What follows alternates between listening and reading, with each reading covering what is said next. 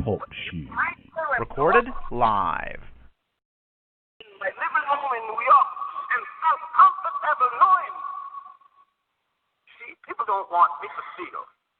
If you kill one European Jew in Ushkush because he's Jewish, the whole West Jewish community getting armed. But if you kill umpteen black, I am not supposed to be I'm being racist. You see, they didn't tell you that there are black people who are Jews. So you say blacks and Jews are going to have a conference. Couldn't be black Jews too? Oh, you never heard of the Falashas, the Ethiopian Jews? I'm one. I know that I don't look Jewish, but they don't look Jewish to me either.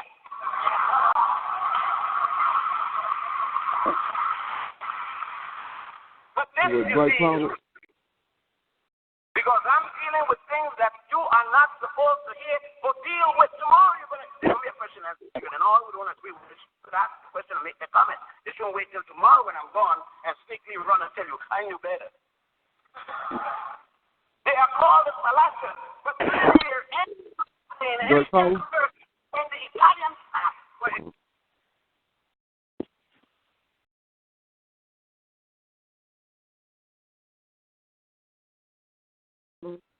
Right time will be before the end.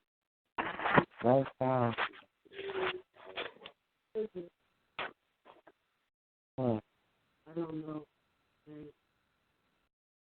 Before the end, finally. I apologize for my tardiness, family.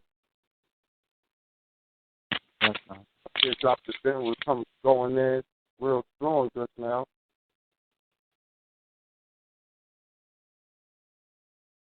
You know, if you don't know everybody on the line, and you'll know after this, Dr. Ben passed away earlier today, around 3 a.m. in the morning.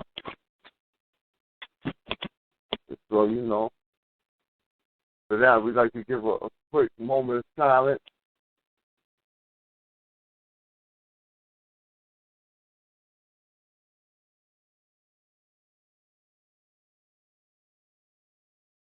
All right, we'd like to thank family for having the doctors been playing for us early. Who was that out there who was playing that? AG. Was that Brother Baharu? Yes, sir. All right. No doubt. Brother Little, you out there?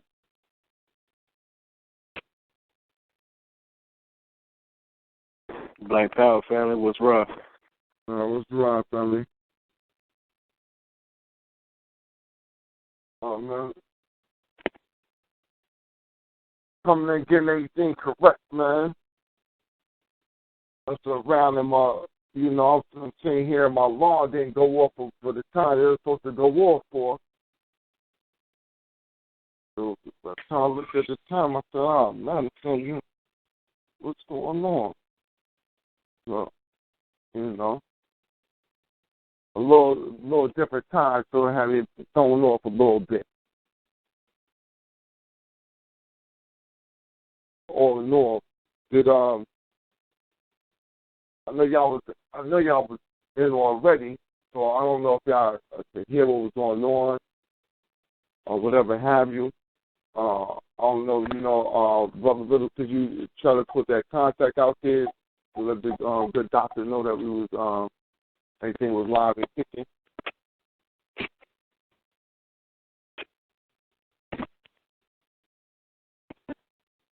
Yeah. I've been trying to call him earlier. I ain't got no call back. I don't know what's going down. All right.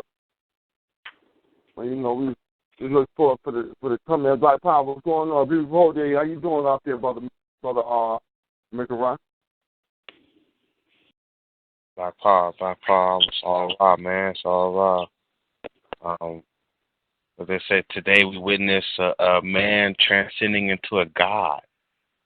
So this really a day of rejoice. You know what I mean?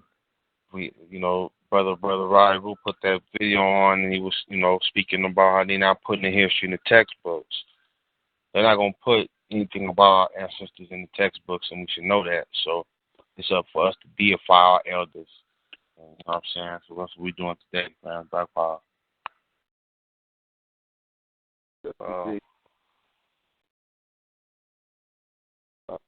Sister Camille, before here.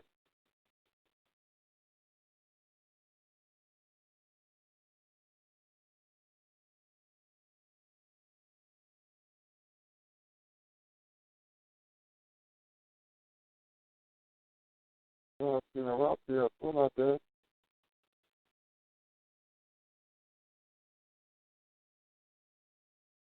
Well, out there. Let me check and see. Hey, before here, what's going on, Sister Camille? I thought she was out there.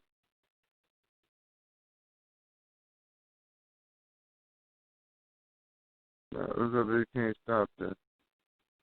Nah, they can try. They trying to stop the wheels from rolling, but they can't stop this. You know, people and when the brother make around say, we're here during the transition of elder turning into a god. The brother 97 years old. You know what I mean? It's been almost a century on the planet, and the majority of that giving back to his community. So much where, at the point in time, Dr. Ben would pay people to come listen to him. And nowadays we feverishly go pay to listen. There was a point in time where, this man wanted to make sure that these people had the information so badly that he would pay them to come listen to him orate and give the history of our people for what he had learned. So, you definitely tip your hat to that. That's a spirit that's, that's something that's special.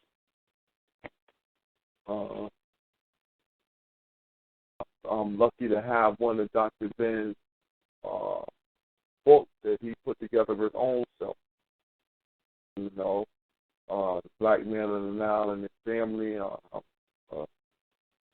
Lucky enough person to have one of the copies that he actually manufactured his own stuff. And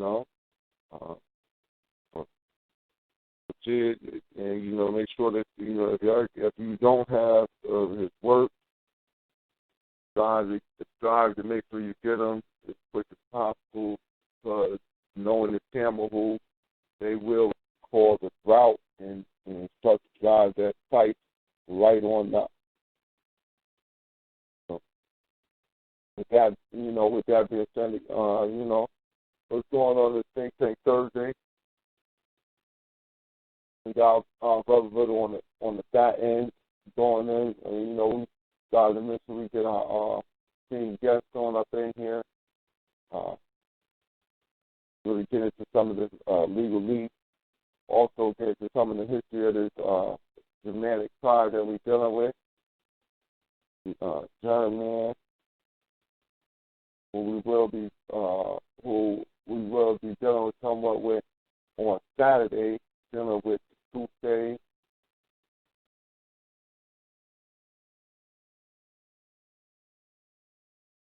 That's right.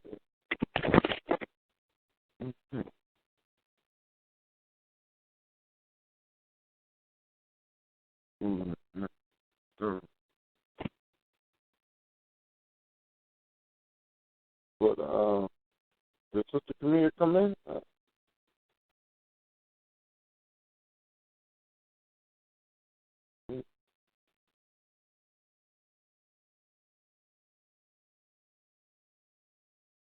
Let me check out.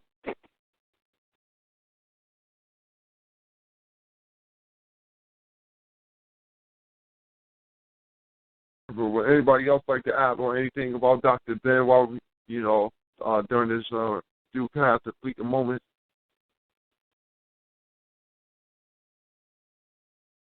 I just want to say in terms of it's going to take us to make sure we uphold his legacy. You know what I'm saying? That's really the hard part for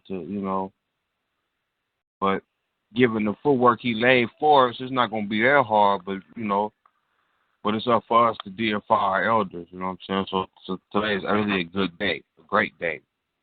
One of the things you can only be a mortal man for so long, and then it's funny because today in class, the last day of class this quarter before finals and shit, so we had to give a presentation. So I was doing one on Igbo culture, and even before pre-colonialism, they deified their elders, and the sway of karma was looked on in regards to how they deified their elders. So if bad karma came, it was attributed to not paying homage to their elders that are deified. And I think so one of the things we suffer a lot of times in America is that the enemy has really took the power in who should be deified, and that's something that should be determined by us.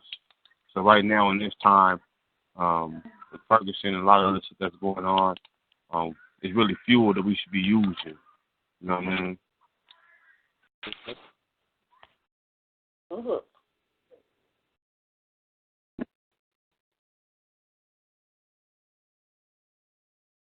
And you're saying that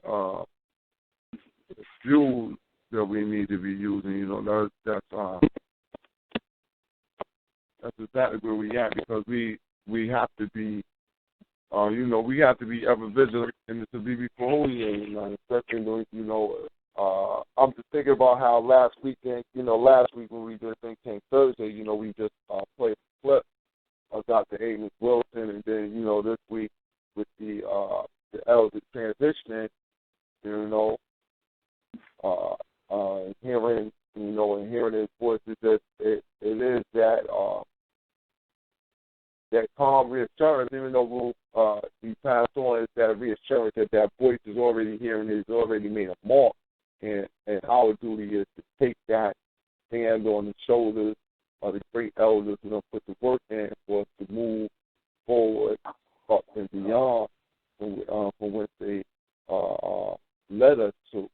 So, and one of the real things that we have to do is something that, that we always speak of, is that as the new Africans, we have to take that information that they brought us and we have to come to terms with creating our own, our growth. There's a natural progression that comes about with the people when they grow within inside of, inside a nation, but they are other than that nation. Naturally, through time, they will have to create a culture in order for them to survive here.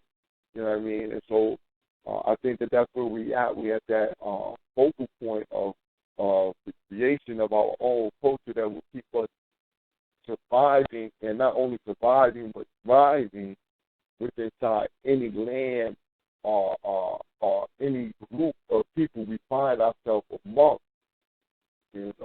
Likened to anyone else's natural created, natural cultural system that they live by in order for them to maximize the effort of their group.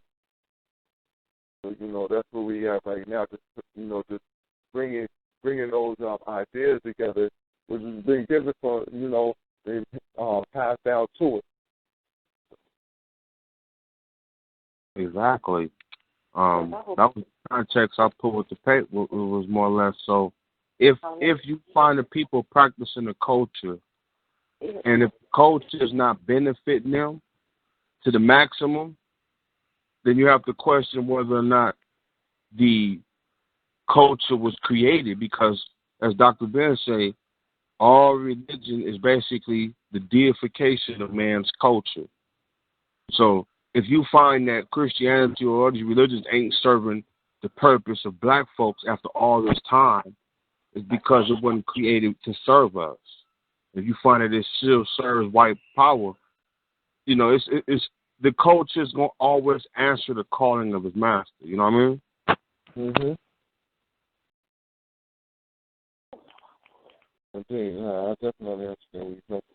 Like in 2015, you got Africans reclaiming the motherfucking monuments. You see what I'm saying? In Egypt and all throughout Africa and all throughout the world, claiming where we've been because we created that shit. It's gonna answer the calling of its creator, only its creator.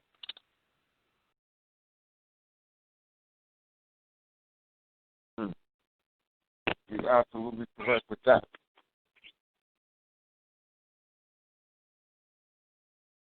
So the lines is open right now until we get a wrangle on everything.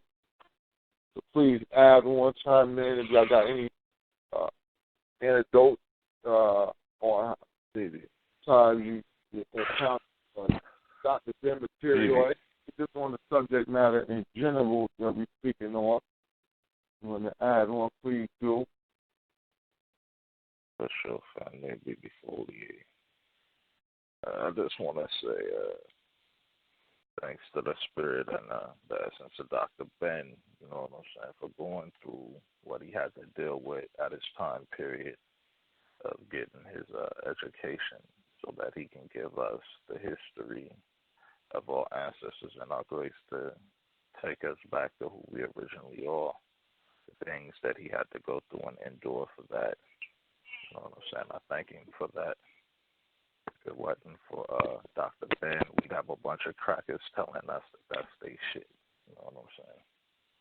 And we would be losing at a more rapid rate now our history and what our ancestors left for us, you know, built in monuments and carved in stone. It would be destroyed at a more rapid, alarming rate than it already is. So, without Dr. Ben, when you look in that mirror, you wouldn't have an identity to identify yourself with the greatness of your ancestors. So with that being said, may you rest in you, Black Black Power. Brother Raheru, and your mic might be a little low or something. Might be a little low. Hear me now.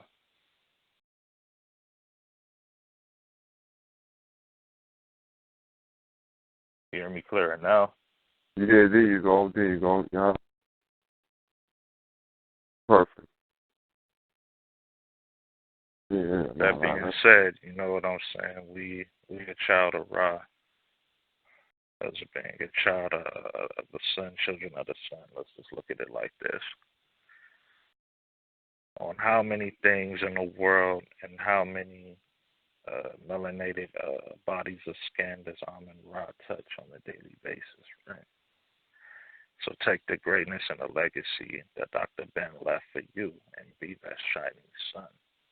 Touch all of your people wherever you go, whenever you can. Be the light, you know what I'm saying? Make sure that when people see you, when they come within your presence, that you carry an energy radiating so strong that the ancestors and the word and that black power and black unity is so strong within you that you automatically leave a mark until the point to where Amun-Ra shines on another part of the world and we're in darkness and they're in sleep, that you're still burning inside of their mind. Final words on that, black power. Black Power. And what lecture was that you had queued up, Brother Haru? The black man must wake up. I'll send you the link right now so you can put it in the chat room. Yeah. We'll do that. We'll throw that in the chat room. That's how we looking to get our guests in here, get everything lined up. It'd be unfortunate if we can't get him back in. We might have to go with a little Dr. Ben and a little conversation on that. We definitely feel remiss about not having a brother in right now, but we'll look and see, and you know, we might just chop it up over a little piece of Dr. Ben. You know, throw on a 15, 20-minute clip, and then we can get into some discussion about what he spoke on, about his ever-changing, his ever-evolving African understanding of what's going on in life. And, you know, that's, you know, going from writing, going from writing a work such as We the Black Jews to holding a stance at a point in time later on where he was more of somewhat what we would call atheistic.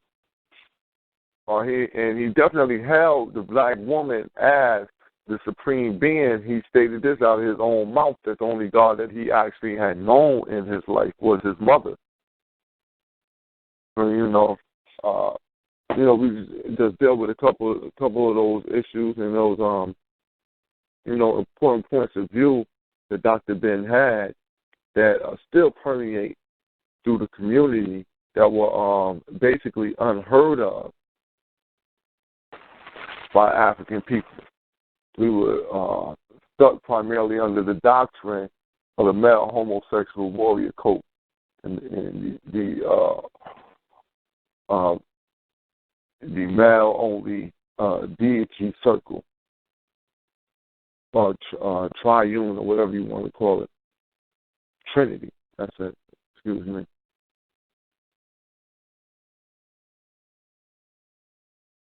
But that's up to the family. Or we can find another topic of interest to go into. But because we have something lined up, I just really didn't have a topic on hand and no information to really back it up and go forward on.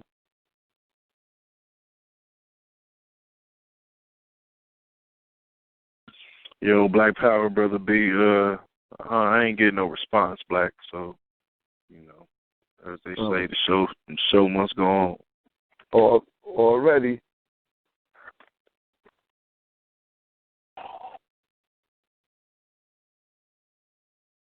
So, as I suggested, would everybody be in agreement with that, or we got a couple other co-hosts up here, whatever y'all want to run with. For me, it's only right, we pay homage to the master teacher, Black Power.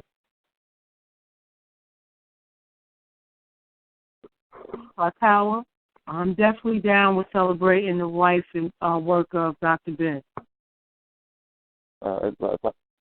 Big old Sister Camille. Before we King. All right. We got 3 on. I think I might be outvoted out there.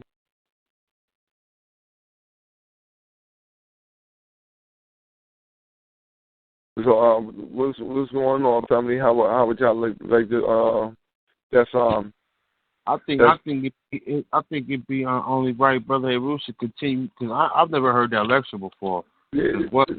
Let that ride and let's build on that for a little minute, because we did find the elder through the law of vibration. Everything vibrate, even light. So it's more or less putting them words in the air right now and letting it be known, because today's a great day. He's transcending. Mhm. All right, like power on that. Listen, that's how we're gonna shut it off then. You understand? And I definitely was enjoying it, and I'll go right along with the family. So Brother Heru, this show on you for you to go ahead and we start that Dr. Ben up, and let's get this celebration going. On a moment. Black Power. Well, we'd like to thank everybody for coming out who did come out to exclusively, get that information from Dr. Palm tonight, We definitely make sure that come back in, did a little bit of rescheduling You know, everybody's busy. The brothers out there on the west side, the best side, you know, putting things in action. We know that he's active African in the community, so you know he might be caught up in a little bit of activity right now. Yeah, ain't no telling a brother a doctor, you know, a lawyer and all that, you know, so, you know. The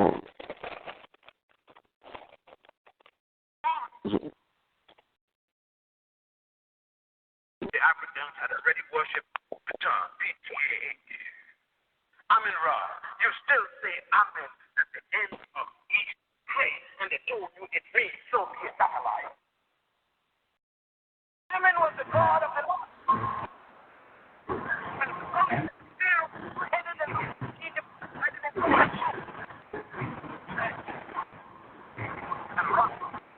Sorry. Mena. Onama was the king of the south, and his god was Ra. The conquest of Mena over Scorpia allowed Mena to join God Amen with God Ra and call Amen Ra.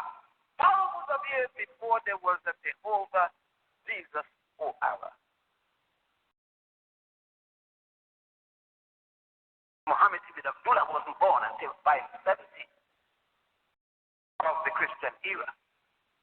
Pontius and Botius that started Christianity wasn't born until 50 AD.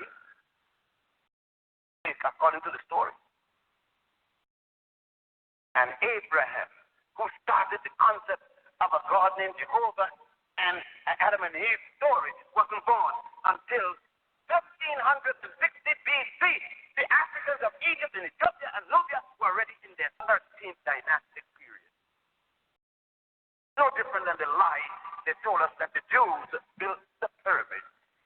Which one? The little one in their bathtub?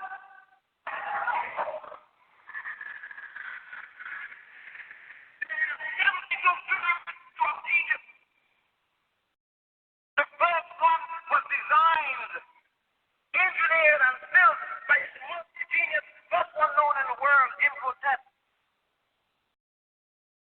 That was the third dynasty. The last one was the sixth dynasty, and the first two wasn't born until the 13th dynasty. You can't build a pyramid before you're born. But the myth and the lies continue. Now they're even making people from outer space build a pyramid from the top down. Those of you who are engineering knows how to build it from the top down. They took the first stone with some style and connected it to the cloud passing by.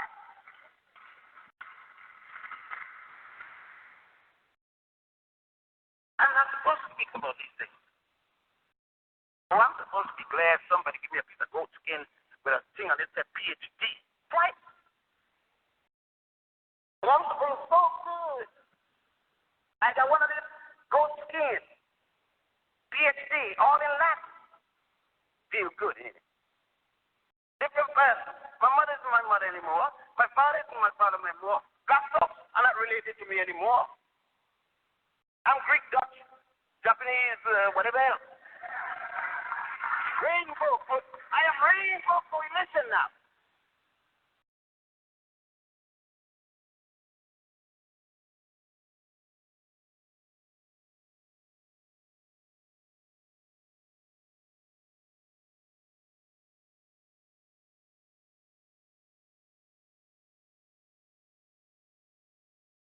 Brother Hero. That was the end of that clip.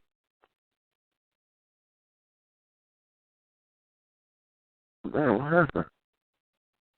Oh, man, what the hell?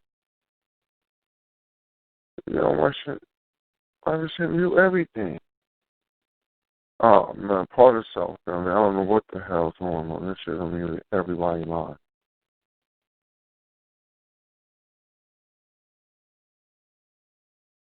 Brother Hero, your line back open. Was that the end of the clip? I don't know exactly what happened. It just went dead for a second. I got it. All right.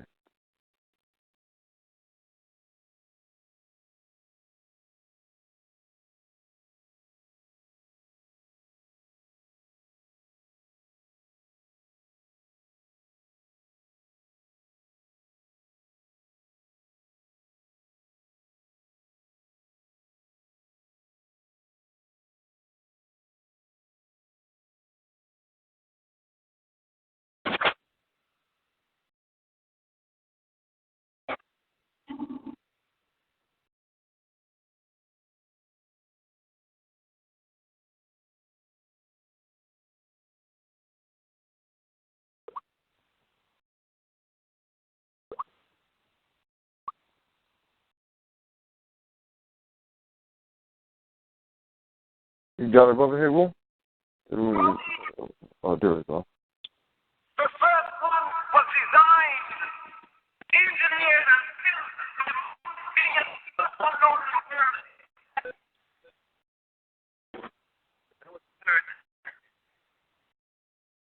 the last one was the 6th dynasty, and the first Duke wasn't born until the 13th dynasty. You can't build a pyramid before you're born. It's the myth and the lies continue. Now they're even making people from outer space build the pyramid from the top down. Those of you here engineering knows how to build it from the top down. They took the first stone with some sky hook and connected it to the cloud passing by.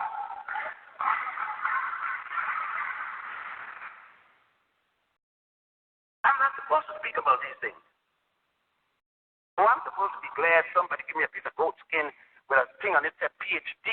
Twice. I'm supposed to be so good. I got one of these goat skin. PhD, all in Latin. Feel good, ain't it? Different person. My mother isn't my mother anymore. My father isn't my father anymore. Black folks are not related to me anymore. I'm Greek, Dutch, Japanese, whatever else. Rainbow. I am rainbow coalition now. I don't talk to my cousin anymore. They can't sit at my table at the college anymore because I'm Abba Dabba Labba Labba fraternity.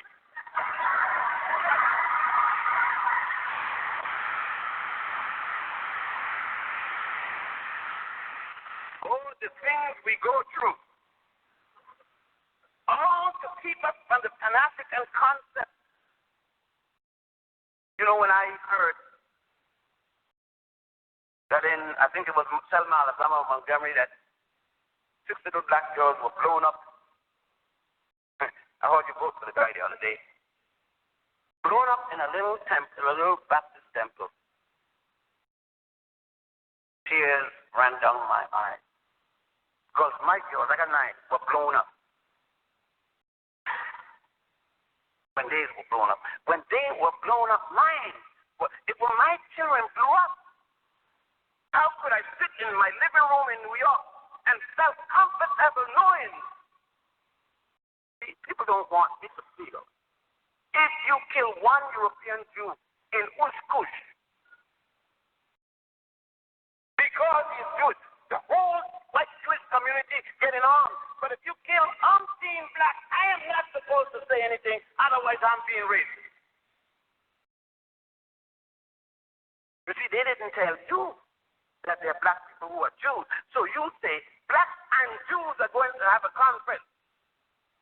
Couldn't be black Jews too? Well, you never heard of the Falashas, the Ethiopian Jews. I'm one. I know that I don't look Jewish, but they don't look Jewish to me either.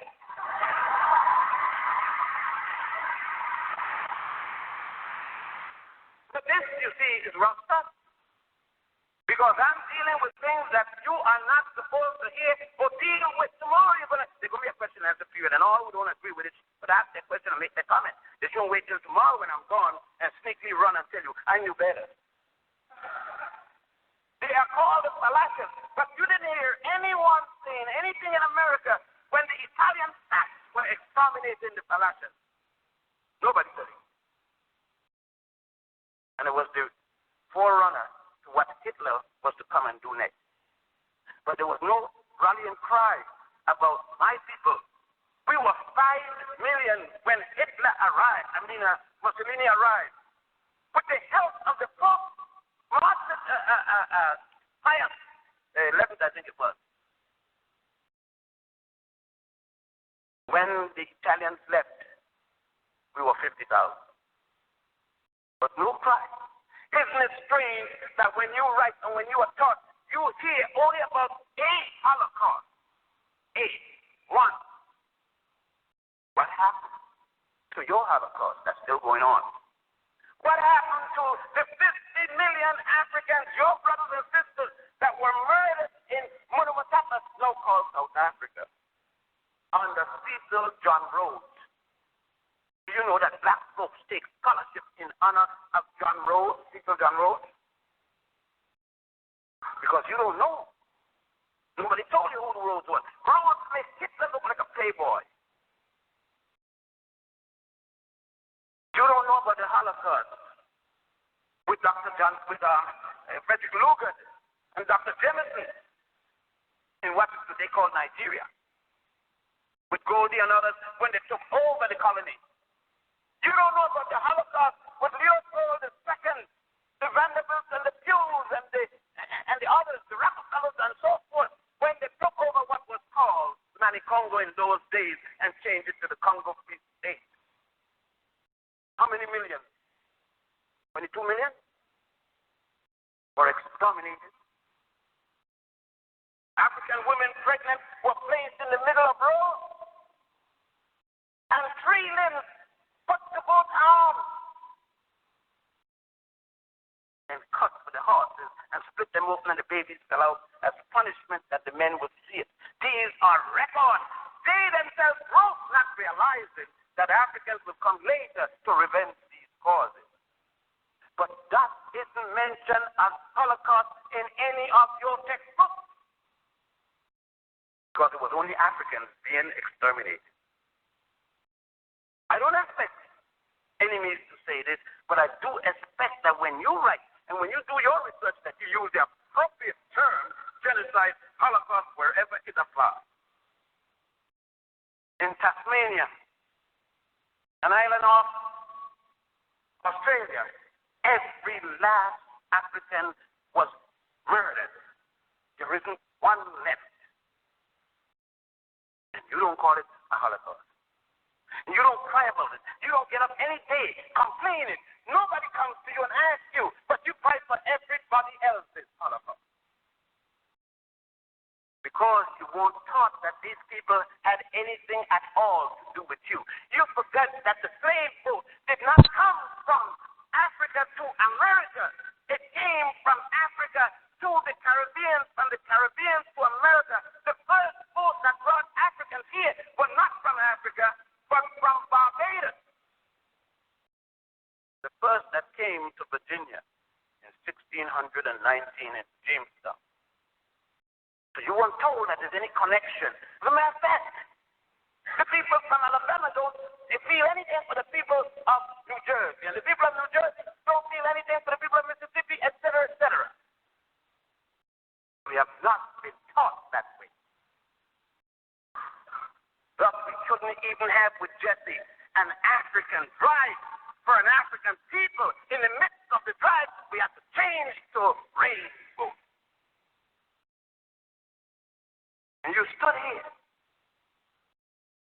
and got on your knees and begged for a holiday for Dr. King. You disgrace Dr. King. The enemy never award his foe with a holiday. The Italians got a day for a man that got lost, couldn't find his way. Columbus Day. They didn't go to anybody for the holiday. The Irish got a day for a man that killed snakes in Ireland. They didn't go to anybody for holiday. The Poles got a day for Pulaski. They didn't go and beg a day. Why didn't you take a day? You had to go back for even a day to worship a great man. But you fail to understand that king did not operate alone. There was a man at the same time named Malcolm X.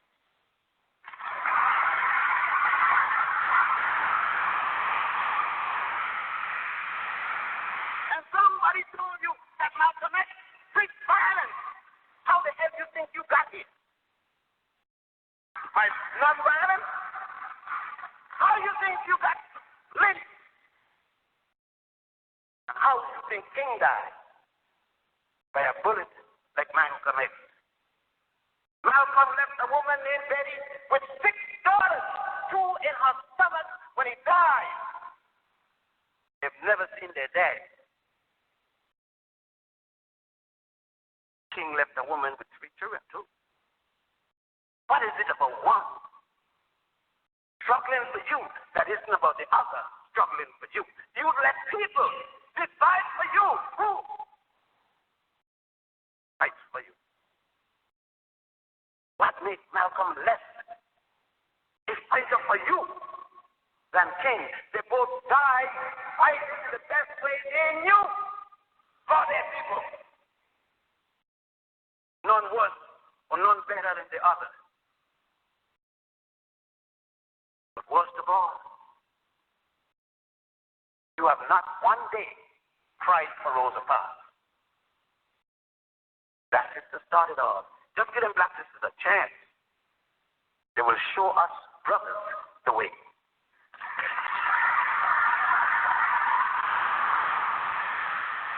Because you see, they know that when the Africans were built, made their first calendar in 10,000 BC, 10,000 BC, called it stellar calendar, and revised that in 4100 BC, the so-called pre-dynastic era.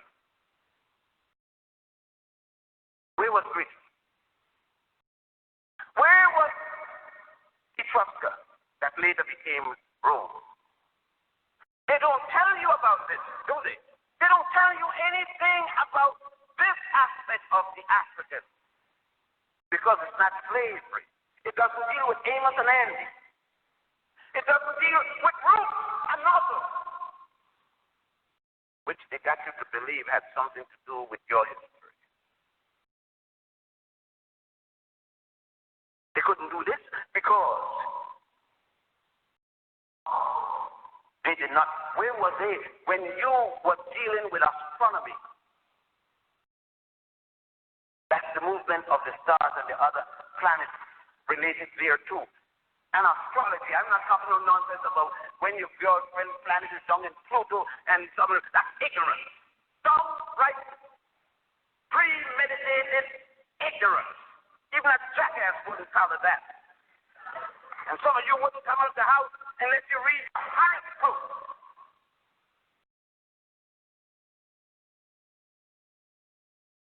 And you get courses in it in universities now. How to be a jackass.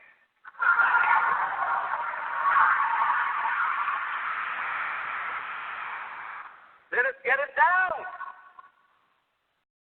When Imhotep and others establish the pyramid text and the coffin text.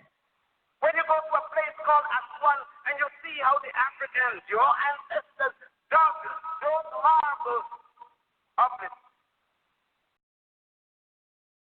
And when you go, you hear always they tell you in school and they read the beautiful love story about the Majahara who built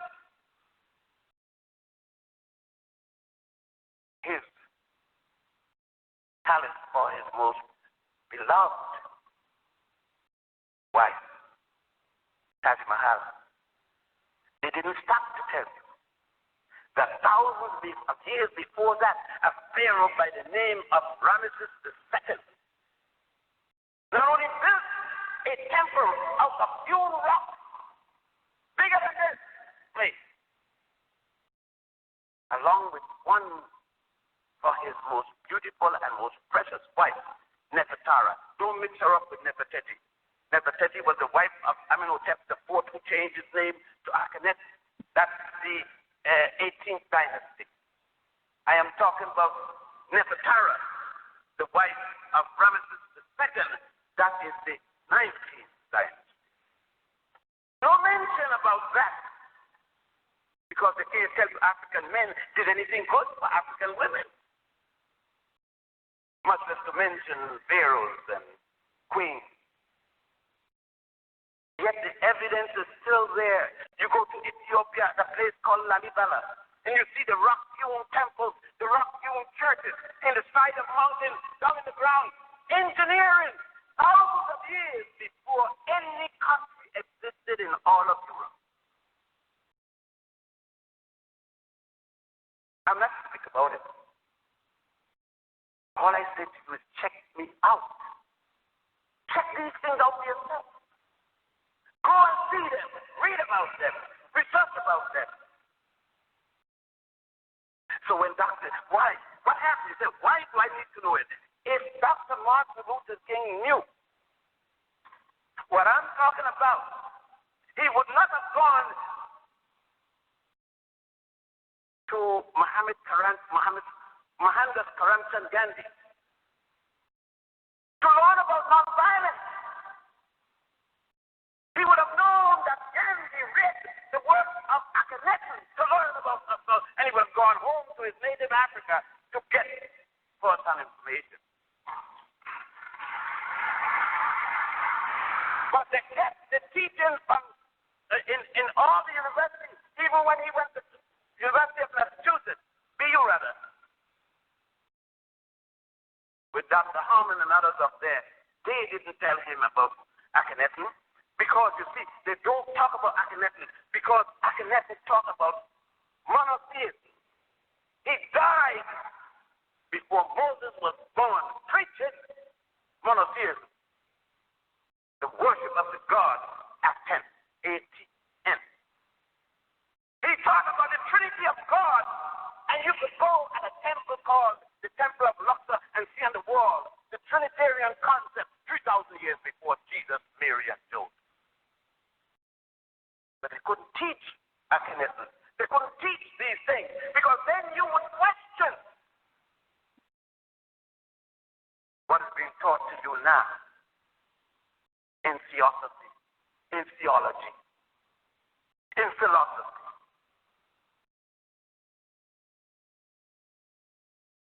But the point is that I'm going to be the bad fellow when this is over. And you're going to be told that he is the Antichrist. But the funny thing is I don't have 3 names with 6 letters each. So I can't qualify for the Antichrist. They already specified how the Antichrist would come. And I look too much like Jesus to be the Antichrist.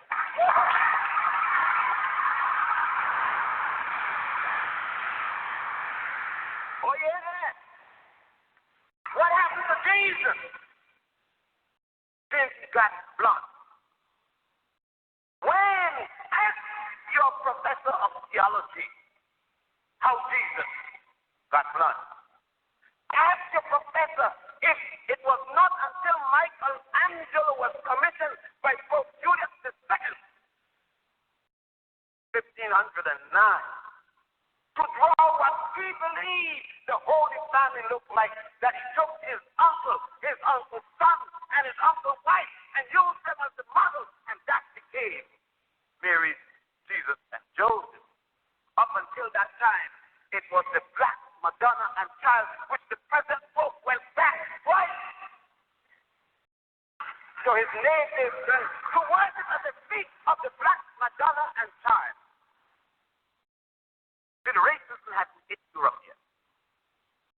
So it wasn't necessary to get rid of the black color of Mary, which you now say.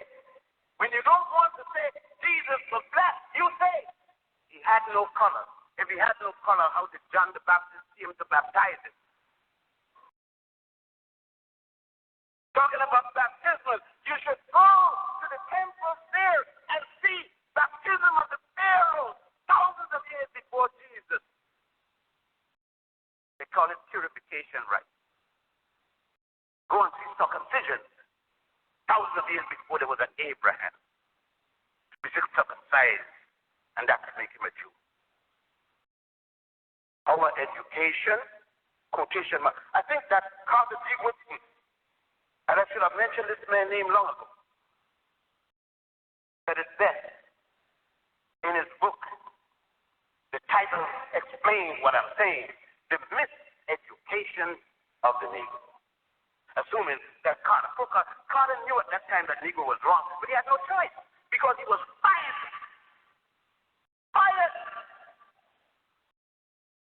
from Howard University by a man named Mordecai Kaplan, who was the president of the school at the time, for attempting to introduce a course in African history in a black school. That is it. But how we can be messed up, and we mess up others because we messed up. But we can't admit it because we can't be wrong. We have to always have a theory and tell the student it's a fact for all things.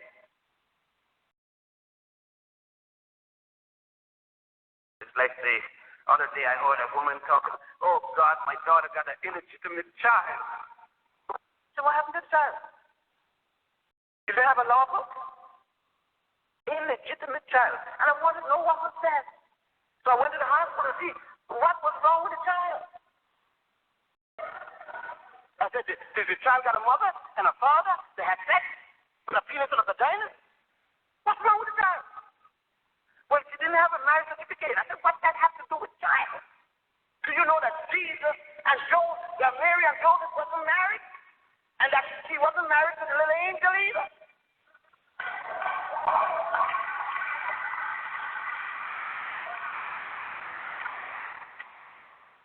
But you go around calling each other bastard and illegitimate. How do you know you belong to your daddy? You're gambling with your mama. But you go around and then say, oh, I'm a good Christian lady, I'm a good Jewish lady, I'm a good Muslim lady, but you condemn a child for having a daddy and without a baby from City Hall. In those days, tell me, with your Adam and Eve story, the God used to say, go to City Hall, get a paper, get married, then go out and multiply. God says in the book of Genesis, after he made a man and a woman, it's only the second time he can create one and make the other. He says, go out and get it now. Go out and multiply.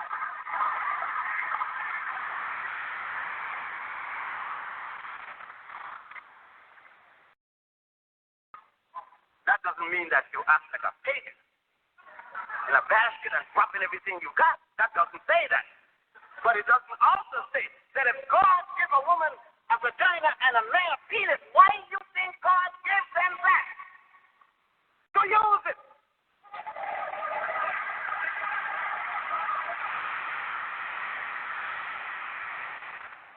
But if we put it in a picture frame and look at it,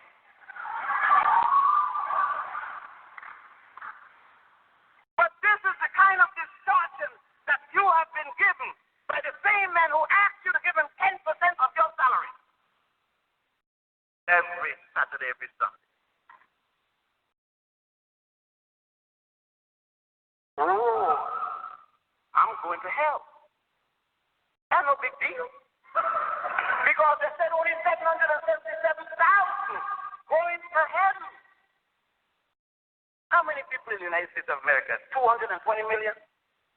It's 777,000 alone going to heaven.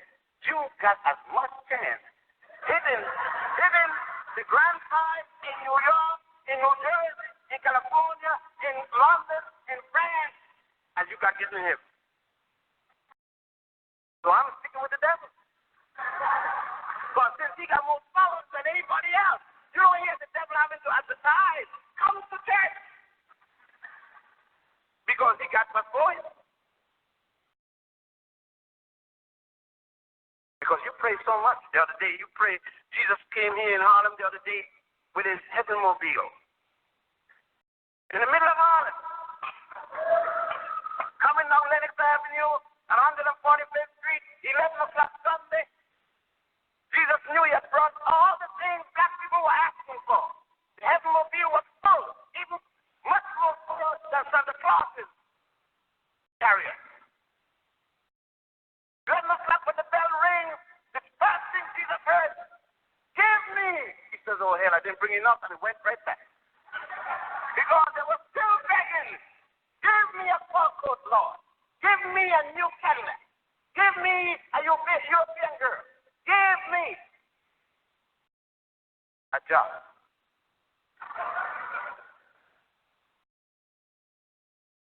Same people forget that the same book said, I will help those who help themselves. You pray for the exam. Pray. Don't do it. Pray. Let me know when you flunk out. There's a certain amount of praise. You say, do you pray? Yes. I pray when I get in the airplane. I pray now. I don't go to the church to pray. You know what I'm praying about? Strength to beat my enemy. I don't want God to give me no TV set.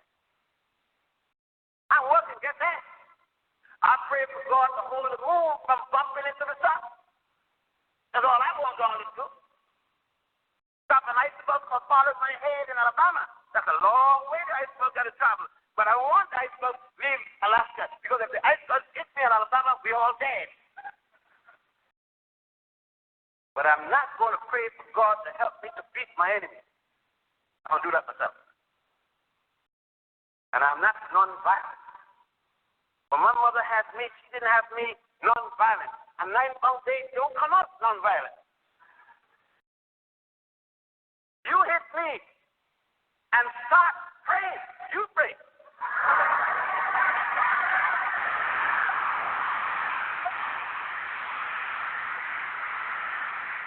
Because it's not natural.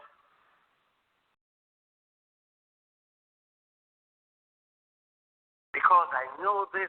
You see, when King Uri of Ethiopia in 5100 established the concept of nonviolence, he didn't say at any cost. When Akhenaten brought his cousin Semenkari and sit him on the throne of Egypt as co-regent in the 18th dynasty so that he could pay attention to nonviolence, he didn't say at any cost. Not at the destruction of his people. When Rosa Parks got up in that bus, she had no PhD, no M anything, no B anything, but she had the integrity of an African woman that she was no longer going to sit down in the back of the bus and she was willing to die and take somebody with her. I know these are alien talks. These are alien thoughts because you believe that praying can change it. No way. Praying didn't change lynching. Because it still goes on. Instead of a Ku Klux Klan doing it, the government does it. But most of us in our academic role don't want to deal with this thing. And I can understand because it means the difference between tenure, the bank mortgage, the yacht in the basin, the Mercedes Benz.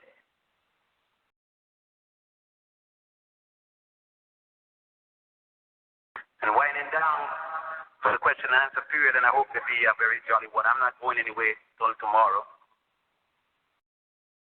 I'm sorry about that, but I have to teach at Malcolm King College. I teach there now voluntarily for the last 20 years. I taught a course. I've been teaching a course on Egyptology as my contribution to my community. And I don't like to miss class. But you could see why from 1942 when I was started to teach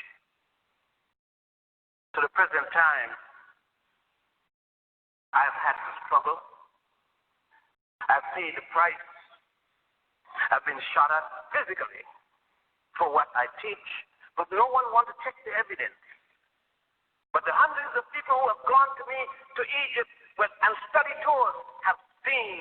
And the sad part is that so many go and see, but they dare not say a thing when they come back for the fear of losing even family. How sad that is. How sad it is that people will be angry because I say to you, have pride, wake up. I shouldn't say to you, wake up black men, I should say to you, wake up people. And the only people in the world, we are not allowed to talk to each other for our own common interest. Everyone else. The Italians come together as Italians, the Irish as Irish, the white Jews as white Jews. But we are told we can't have anything by ourselves. Because it's reverse racism. They can't even let us have forward racism. We're in reverse. Everybody else is benefited by us, but us. And all because I have made my mind that my people are to be taught that they drop out of a sky as slaves and were slaves. And every time you see a movie from Washington, D.C. or anything, whatever the period, the only time you see us, we are slaves. I remember going to the opera. I don't go to that place unless somebody gives me a ticket. But they ain't got nothing for me to play the mouse. Well, I want to play the mouse. Little mouse running around his German. So I went to one that's supposed to be about me, about Dido, Verdi's place. This is happening in Egypt and Ethiopia, and I'm sitting down in a $22 seat. You know, I didn't buy that one. And it is about the princess of Egypt and the prince of Ethiopia, and I'm looking at the stage. And the princess blonde. And the princess blonder yet. And I'm saying, like simple for Langston Hughes, you know I'm dying. When the Ethiopian and the Egyptian come, and the person who give me the date, there they are, they're there. They look Greek to me, look French, Dutch, German. The brother said, you prejudiced? I said, yes. Behind that I am. You mean to tell me that that's a blonde Ethiopian? And that's a blonde Egyptian? But you see, you would have been satisfied. You would call it art for art's sake. Not me. It was no damn good. Because Ethiopians don't look like that. And I was going to sit down there and lie to myself that had any value. When you had Martina Arroyo, you had Leontine Price, you had all kinds of people they could have put in that place. But the Metropolitan Opera House wasn't ready yet for Leontine Price. No Martina Arroyo or anybody else. And until they were ready, I was going to give them hell until they get ready and made them get ready. Because I'm not going to sit down any time behind, and now I don't need it to do anymore. I retired from teaching in colleges. And I wasn't doing it then. I wasn't sitting quiet then. And I'm not going to sit quiet now when I don't have to worry anyhow. Didn't worry then. To bring the truth to my people. And time doesn't permit. I have to go here, there, and everything to just show you the culmination of history. History isn't a thing of the past. Because of history, you act and react today. History is now. What happened yesterday makes you act today and will make you act tomorrow. What happened to Booker T. Washington made what you're doing possible. The interaction of the people with whom Booker T. dealt with. And so it will be unbecoming you not to go forward and further the attributes of Booker T. Dr. Carver and others. You can't fail. You can't come to this institution and nonchalantly take courses and hope to pass. You have an obligation to pass and pass well. Not only to read the books in front of you, but to read others. Certainly if you're taking engineering or science or something like that, you need a lot of time, but you can't ignore self. The understanding, the knowledge of self. You can't come through here and don't take courses in African history or African American history. You can't do it. Some of you believe because you're black you know yourself. Well, check it out. You get to European history, you must take that to graduate. 101, 401, umpteen one. But take yours at least on your own initiative. Learn who you were. Learn who you are. Learn what you must be. I say, I walk with my head in the clouds because I have no fear. I have no embarrassment of my enslavement because you see, the shackles have been off my body, my legs, my feet, and I've removed it from the last place, my mind.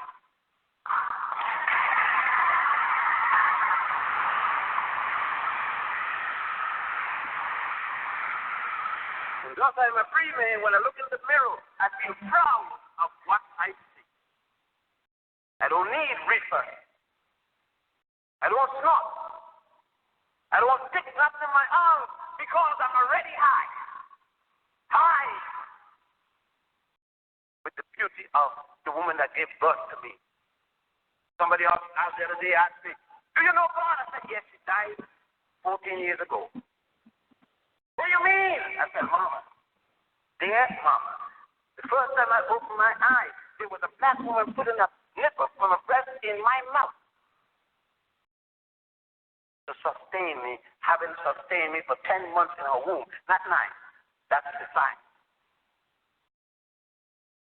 That was God, the God I knew. The other one is belief. Belief. And belief is a fact. Belief is a hope. Belief is faith. Belief may not happen. But Mama did. Got me. And so whoever Papa did was, the man she pointed out to me that stood there is also part of that. God, Mama, Daddy, and I are the Trinity, the Holy Trinity. Dig it out. Check it out here. They haven't made people from dirt in a long time. They made them from sexual intercourse. Little fellow called spermatozoa. You ever heard of it? He runs up a little alley called fallopian tube. He runs into a little thing called ovum. He jumps in, take a seat. She gobbles him up, fertilizes him, and whoop comes the weevil. He jumps out. Here's my boy, here's my girl, here I'm something else.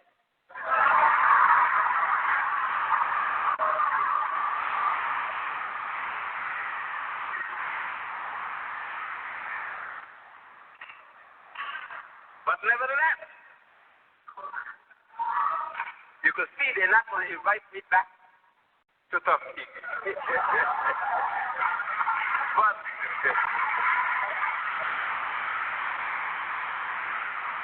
it took me 50 years to get it over. I want to thank the student government,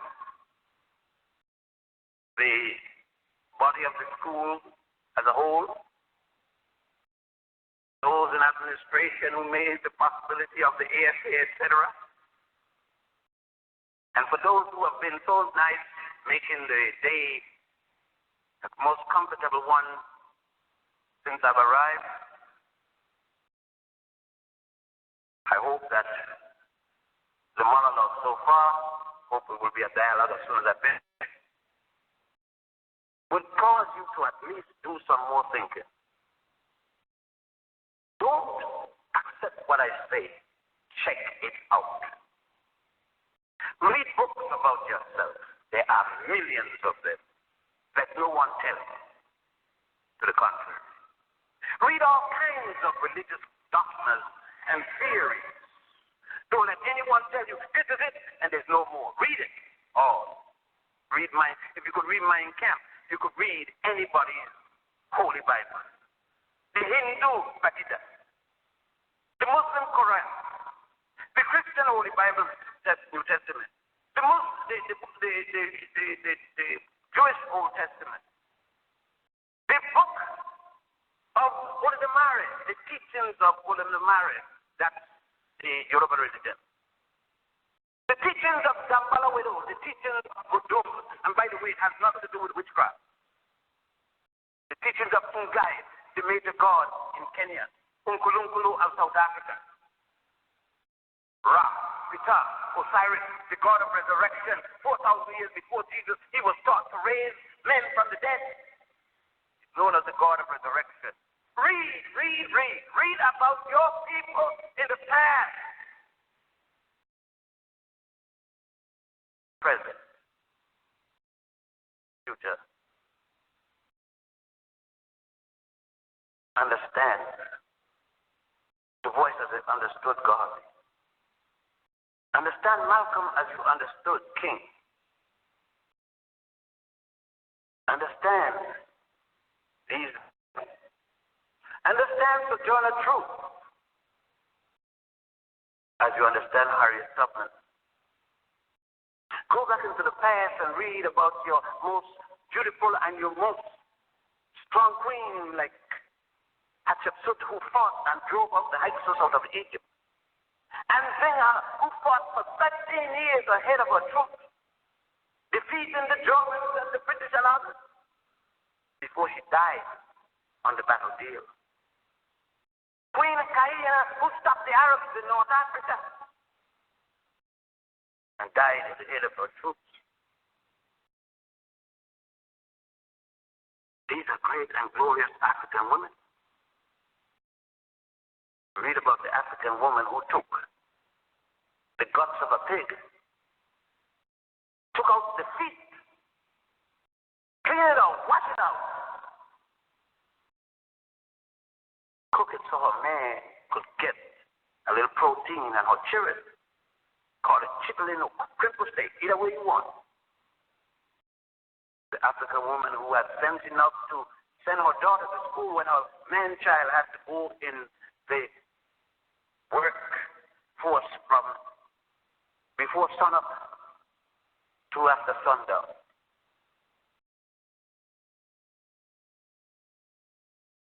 Show me how you treat your woman, and I show you the condition of your race. Thank you.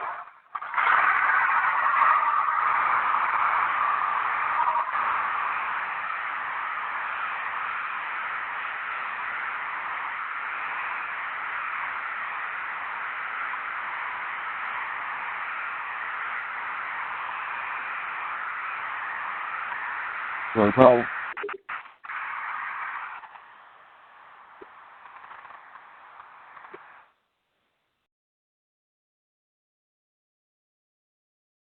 All right, beautiful, yeah. Everybody steady? Yeah. Let's open the lines back up. Black Power. Black Power, all right. Powerful clip by our brother and Grandmaster Teacher, and now ancestors, and soon, you know, and placed amongst the stars, Dr. Ben. Excellent, you know, excellent monologue. A lot of interesting information in there. A couple good key points. You know, one of the things that he said that was of interest to me was the thought on teachers teaching theory as though that it was fact. You know, just one of the small tidbits that he said earlier on in the monologue that really caught my ear. But you know, family, what's going on out there? How was it? You know, I know that was definitely something good for the family out there. I sat in the chat room for the people in the chat room. You know what I mean? I see it sitting in there, so that's a good thing. It got placed. So, one of the other focal points was just the science of making sure that we learn ourselves, get down to making sure that we research for our own selves. You know, the understanding of that there's no limitation to true knowledge nor information. Soak it all up, pull it all in, because it could be of useful value. at some point in time, our people dealing with a lot of different frame of thought. So anything that's credible and worth reading, please do pick it up and read. Obtain yourself a library of some sort. But research and always be thinking for yourself to create this new paradigm that we live in. He spoke on the important role of the woman within style society, being that creating force or driving force for those things that being a creating force and also a driving force for those things that have been created.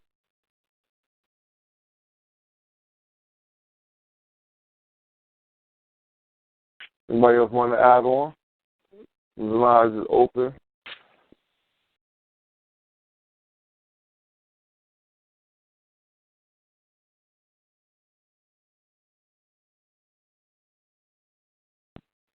Maybe for holding it.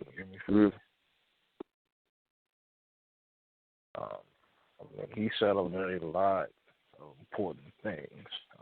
He touched on one of the things that I felt that was very, very a strong point, and what he said was at the very end, when he said, if you show me the condition of which you treat your women, and I'll show you the condition of your race. I mean, like that is so true, yo. I mean, you can just look at that now. Look at how, even from our own people, our own perspective, and those that are on the outside of that ring, when you look at how the woman is portrayed, it'll show you the condition of the race of the people. That was real words. Another important thing that I took that he said, get out there and read. You know what I'm saying? Read about who you are. Read and get the knowledge of understanding yourself. Don't just accept, what the cracker gives you. Another important thing that he put out there, and this is kind of the way that I took it, it's kind of like, if you are willing to be in the not knowing, then you are acceptable to fall into whatever they throw out there and tell you that this is the way that it is. So, only someone that is like a zombie in life, will always fall victim to that of what you don't know that you eat and take as food and nourishment for the body, which is really, a bunch of hocus pocus bullshit. Mm-hmm.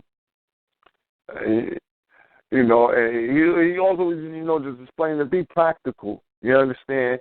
When you're thought. You know what I mean? Don't just don't be misled by what the brother was saying, like mystical, magical type of theory and thought. But he made a excellent point as the purpose for a penis and a vagina. He's like, that's not to be, it ain't like you're supposed to put it in the picture frame. We are here to make children. It's not, because, Christianity in particular makes a sin out of creating. Or that somehow, or even in the context of the society we live in, we have to have paperwork in order for us to be able to have a child and say that the child was created under the proper circumstances that the Caucasian has listed out, that this child is only a legitimate child if born under the context of marriage, as how we state that a man and a woman are supposed to be together, and if they are not married under this thing, then they are illegitimate, are not worthy child, not worth anything, or the bastard child. And that's a very good point that he made about us not accepting, labels and context that other people put on us, but to, be practical about what's going on and take a real practical approach to it. And, he just, and using the context of Adam and Eve, which at this point in time I wouldn't use, but at the point in time when he was dealing with it, he's dealing with, it's just the 80s. He's done with a lot of people who Christian or at least aware of the Christian dogma, his stories. So it was definitely an excellent point that he made of whether or not Adam and Eve had marriage license. No, did they go to the judge to go get permission to get signed off on?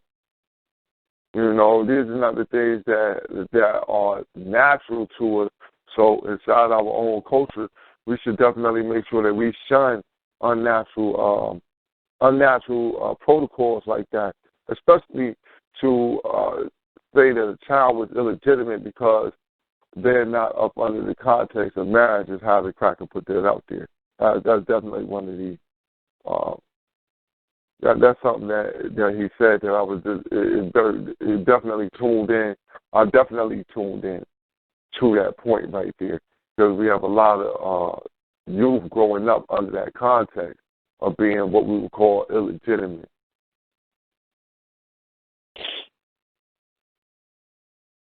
Right. That falls under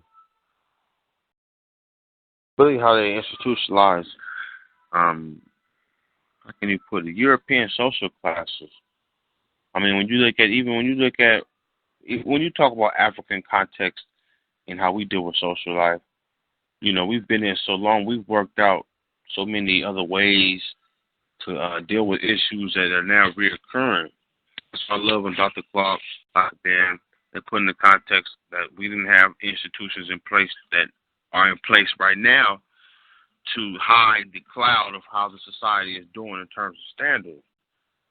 Meaning you can't be saying that you're the top-notch motherfucking country in the world and half your population is insane.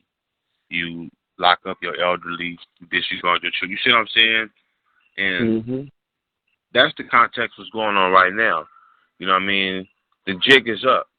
Motherfuckers' eyes is open to really, you know what I'm saying? People's eyes been open, but it's not, see, they designed one, it wasn't one that was enduring because their existence is not of one that's enduring. So, their strive is still to have a 1,000-year empire. And when you hear them brag about trying to accomplish that goal, it really falls in a deep, dark shadow compared to the glory of Africans. And one thing that Dr. Ben, I like to listen to Dr. Ben because Dr. Ben, you listen to Dr. Ben and you hear how Seti talk. That's what Seti get his language from. Even if you ride with the bullshit, you can still, see, that's, even if you know the historical background on how the bullshit came into play, if you have critical, logical thinking, you can ride with the lie and use the given timeline that they use and the methodology that they use.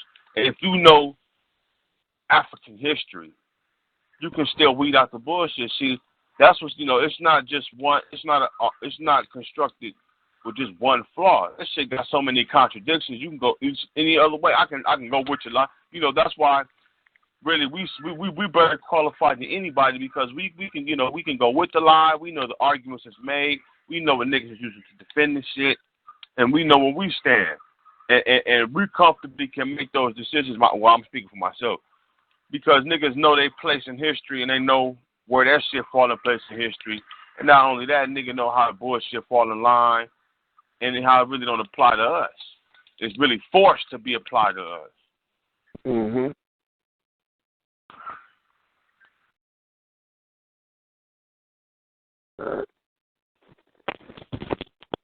That was an excellent point. Make a run. Especially, right? Hold on, what you say? I said, nigga, we gonna be all right. No doubt. no doubt. But like we say, the lines is open. Anybody want to add on anything to from what you just heard from Dr. Ben? Any points that that you felt hit home with you, or anything you just wanted to add on this Think Tank Thursday? Any topics or anything? We got open line right now.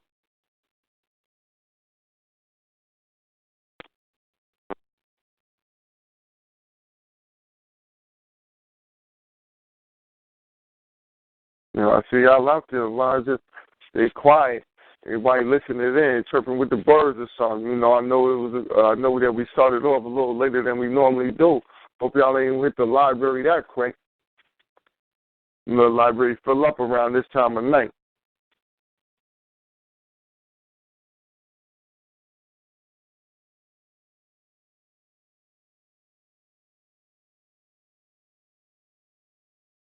Saying that though, I wanted to let me see here. I'll find this thing. We can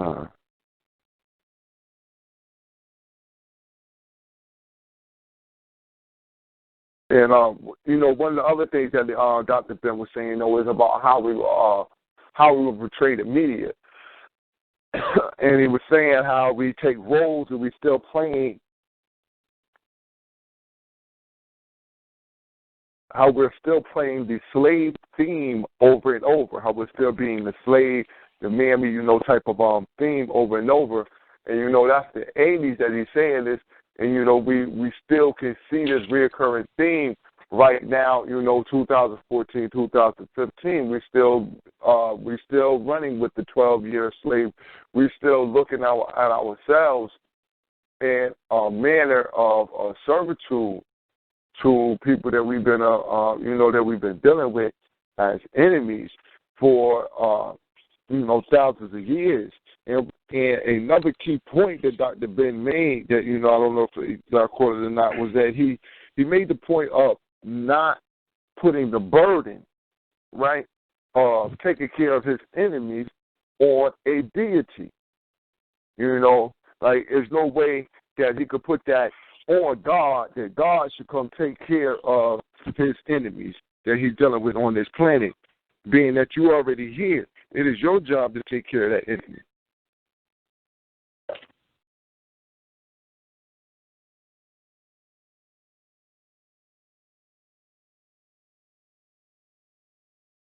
You've already been sent to take care of the enemy. There's no, there's not going to be anyone else sent to take care of your enemies for you. And I thought that was definitely an excellent point coming up out of a little bit of the language that he had used earlier when he was talking about him being a philosopher, being a Jew, using those terms right there, and then still later on coming with the thought that there would be no help unless you helped yourself. I thought that was that was an excellent point that we made, and also would keep people from just flying off the handle as though he was some religious nut. Right. And people don't know about, today's the day, man's becoming a god, you know what I'm saying? I don't even know Dr. Ben was more or less so an anthropologist when he was studying up his, in Spain and so forth. It was on anthropology, so all Africans are polymaths to some extent. We well-rounded, and the biggest gimmick is to try to limit us to just one field. Mm-hmm.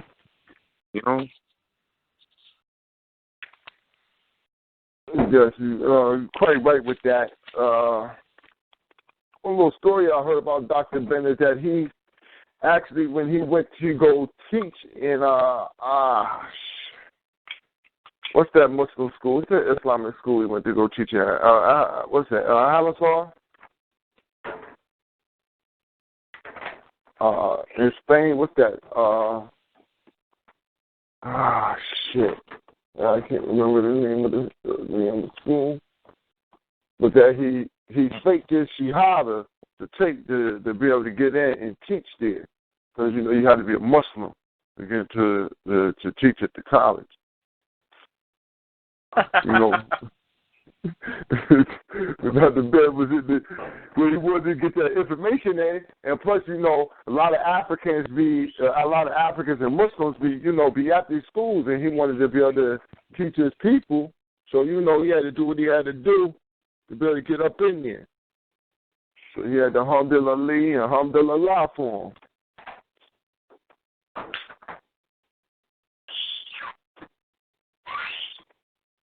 But I thought that was really interesting. The reason, but it just shows the dedication to not only ascertaining the information, but also giving it back out to your family. So like I said, that was one thing that Dr. Ben was known for, was being one who readily wanted to teach the community. That was his thing. He just wanted to make sure that he was giving back that information to the community, because he really seen the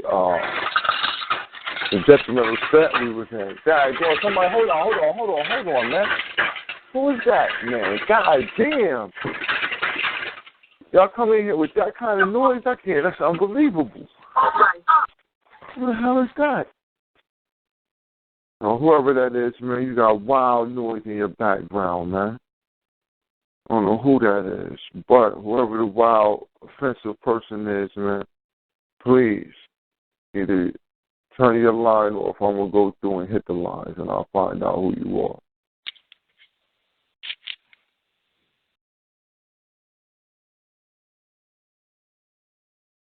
Oh, shit.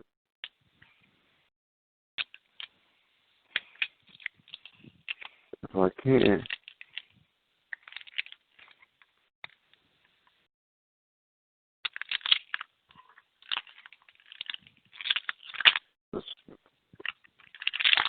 Damn. Oh, my. Who is that, man? That's right there. It's ridiculous. And I can't get my shit to.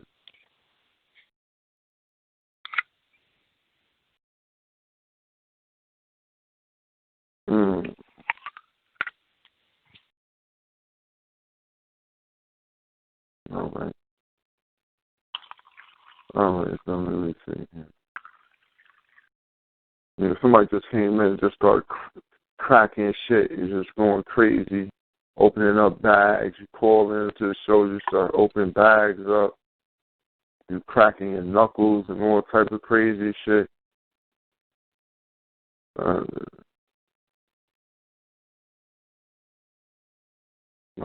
Now they calm down. Thank you very much. Should put your line on. Should put your line on mute. Mute yourself.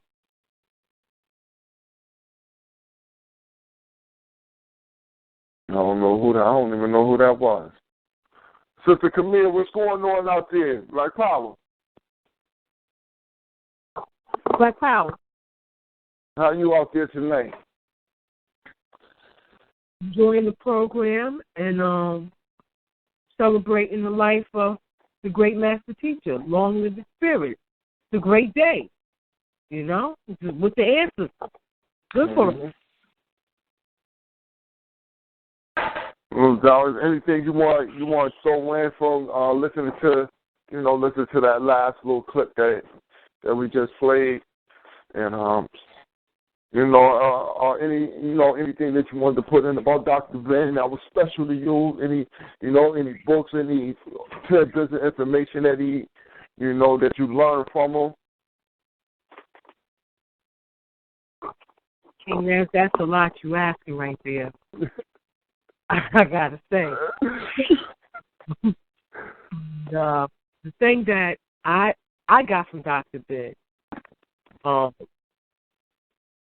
was, first of all, names of our ancestors' lands that I never heard before, the names of our ancestors, and the fact that we were here thousands of years before any other people, writing, dealing with spirituality, created a calendar, which requires astronomy, these kinds of things. And I just, only regret I have is that I did not go back home to back to the motherland with Dr. Ben, to go on that tour with him and to learn up close and personal. That's the only thing that I regret, about his transition. Other than that, it's a great thing because we got some great master teachers full of force now in the spirit world. You know what I mean? It's that rhythm, that vibration. So I'm really excited right now. Mhm.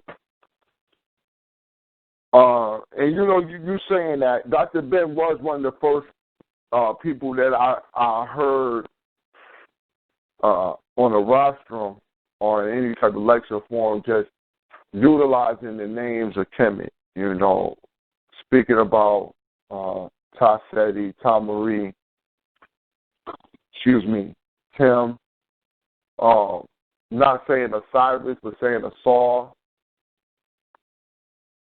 Set, you know what I'm saying, just hearing it in that mannerism. He was definitely, and not to say he was ahead of his time, he was the one of his time to help create the paradigm for everybody else to be able to come out and move like he, and move in that African mannerism like that with your scholarship and dealing with Africa hands on. So, he definitely was a pioneer in the field of a pioneer in the field of bringing Africans back into Africa for that sole purpose of re-understanding and reacquainting ourselves with Nile Valley consciousness. Mm-hmm. And Al-Kabul, these are things I hadn't heard before until Dr. Ben. And you think that he wrote his first book in 1938, Black Man of the Nile. That's incredible. It's either that or We the Black Jews. I don't know. I might be getting it mixed up. But that's incredible. And I believe, if I'm correct, at least 39 books Dr. Ben put out, all trying to help us get our African mind back.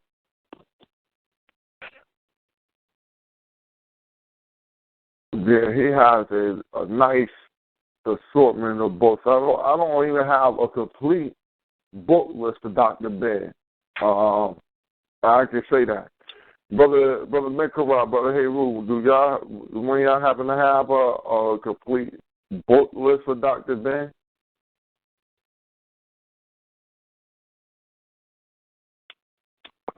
I know I had Googled it. That's how I had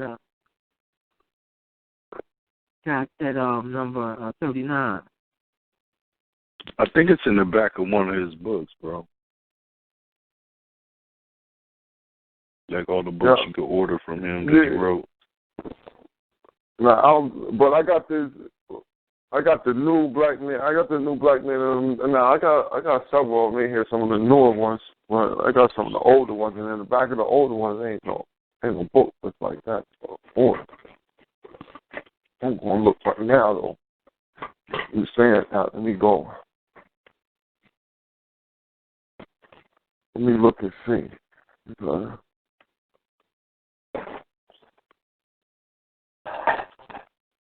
Let me see. Dr. Ben. Dr. Ben.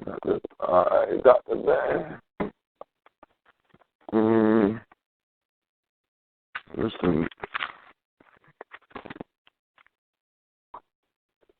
This is the new Black Man of the Nile.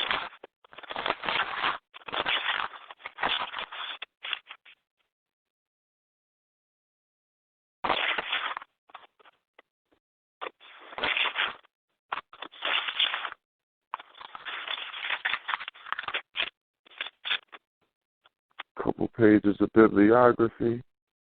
Now this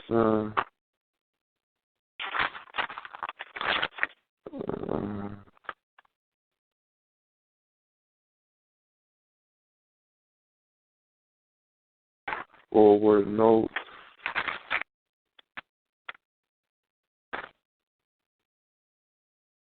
Added the bibliography.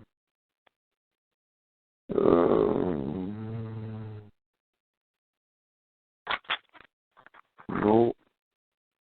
Damn, what the? No, that's the end of this Black Men on the Island. Yeah, that's a lot of digging to pull that mother of Western civilization. I got my books in stacks up against the walls. and I'm going into the snap. Let's see if I can find. All right. No, that's John G. Jackson. Nah, you're right. It's just like the bibliography. You got some in there, but not all of them. Yeah.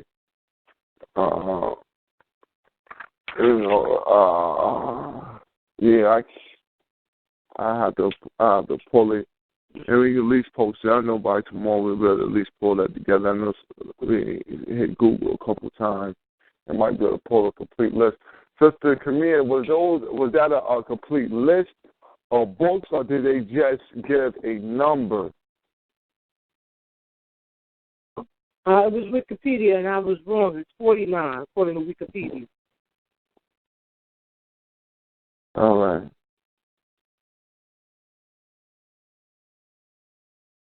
Well, I'm going to tell you, I don't have over a quarter. And some of them dealt with Christianity in a point where I just really didn't look into getting them. But there's two that I want to definitely get. One was the one he has where it's more of a speech with him and Dr. Clark, and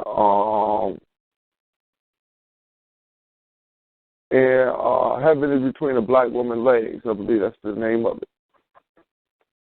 Yeah.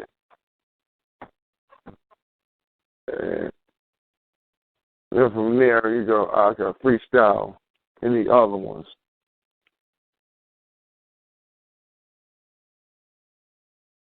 Oh, so they just had a number up there. They didn't have the book titles though. Right. All right.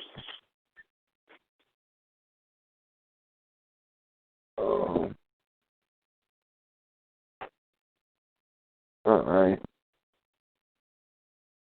I had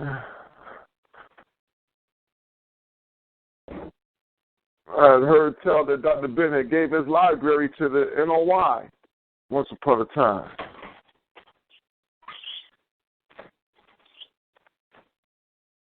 I think it was complete with over 40,000 volumes of books. It might have been 400,000. But I thought it was 45,000 at least. I might be wrong. Hopefully I'm right. So don't take that as for sure. But no, it's definitely over 40,000.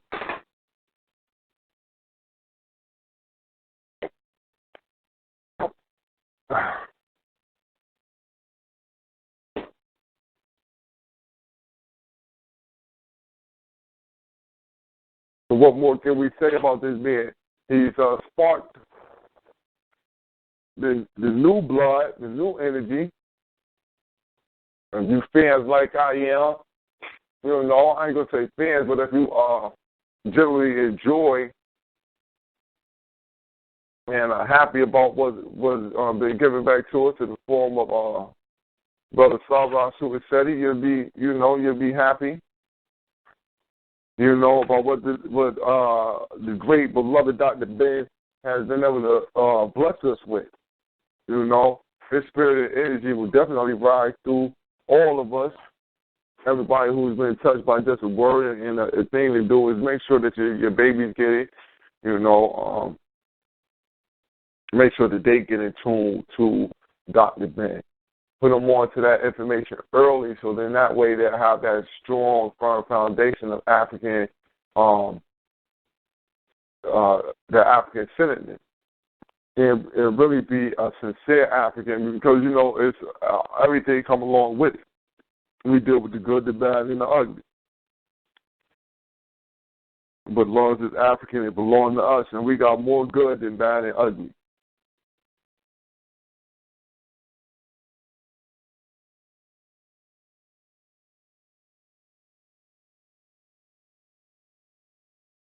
Now, with that being said, the lines is open. Tell me if y'all want, you know, anybody want to add on anything else about Dr. Ben that they, you know, that they wanted to. I wouldn't mind hearing another piece from him, but also saying that though, I wouldn't mind, listening to, some of the young lions that came from up under them. But definitely another piece would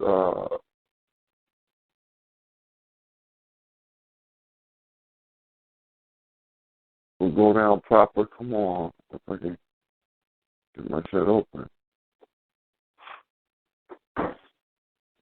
You got it over. I'm not on my Skype. If I was on my Skype, I'd be able to do it. But I'm on the jack. I'm on the Skype right now. I got it. Give me a second. All right. We'll see what piece to put in. Drop something thorough.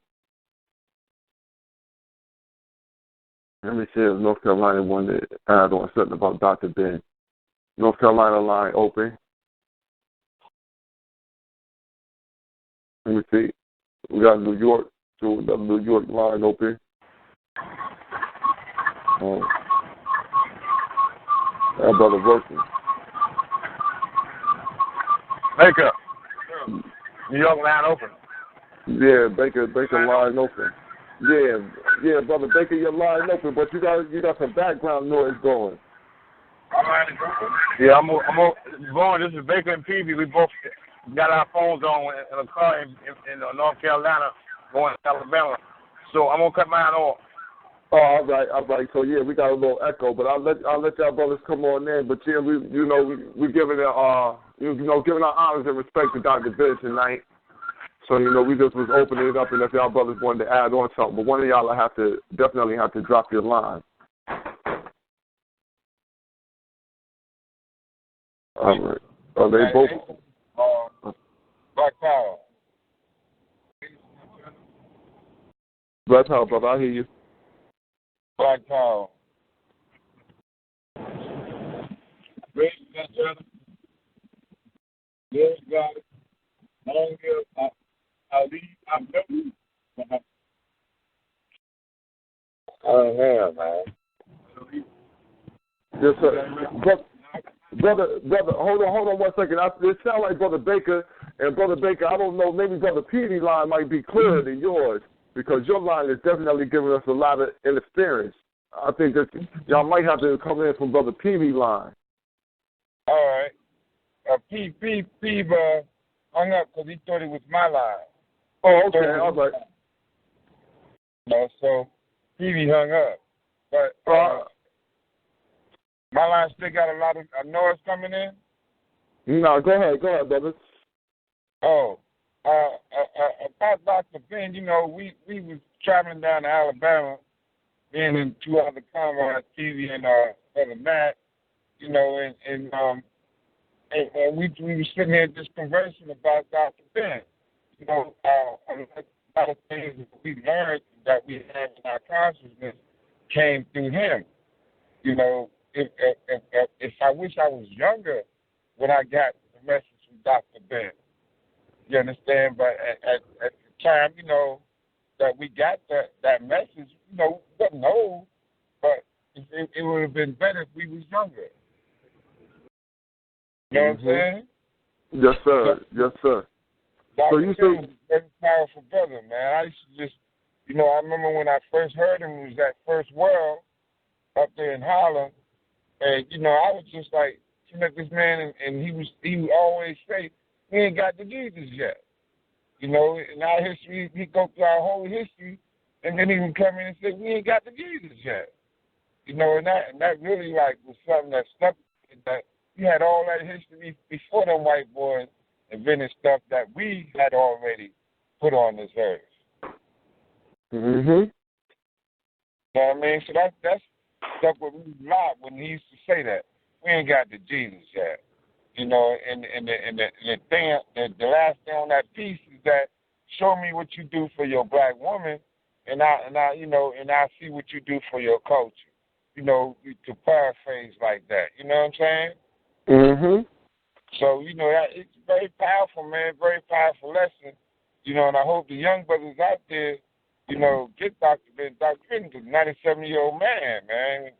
And I remember I used to just walk through Harlem or go to Pan Pans, which is on 135th Street and Lenox Avenue, and see the brother in there, man, and my day would brighten up, bro.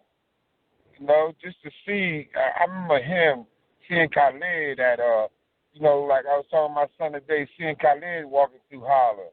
You know, that was just like, you know, I'm walking around giants, man.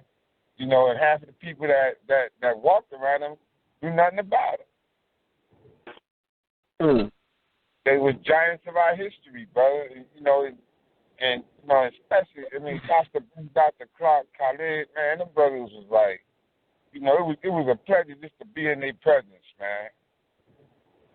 Yes, sir. You know, I sit there one day and listen to Dr. Ben 2 hours after his lecture. You know, just talking. You know? And that's what we were saying. That's what we always hear, that Dr. Ben was one who was willing to converse, that, you know, and I know that because I've seen plenty of people who went to go see Dr. Ben during his stay at the nursing home up there in Harlem.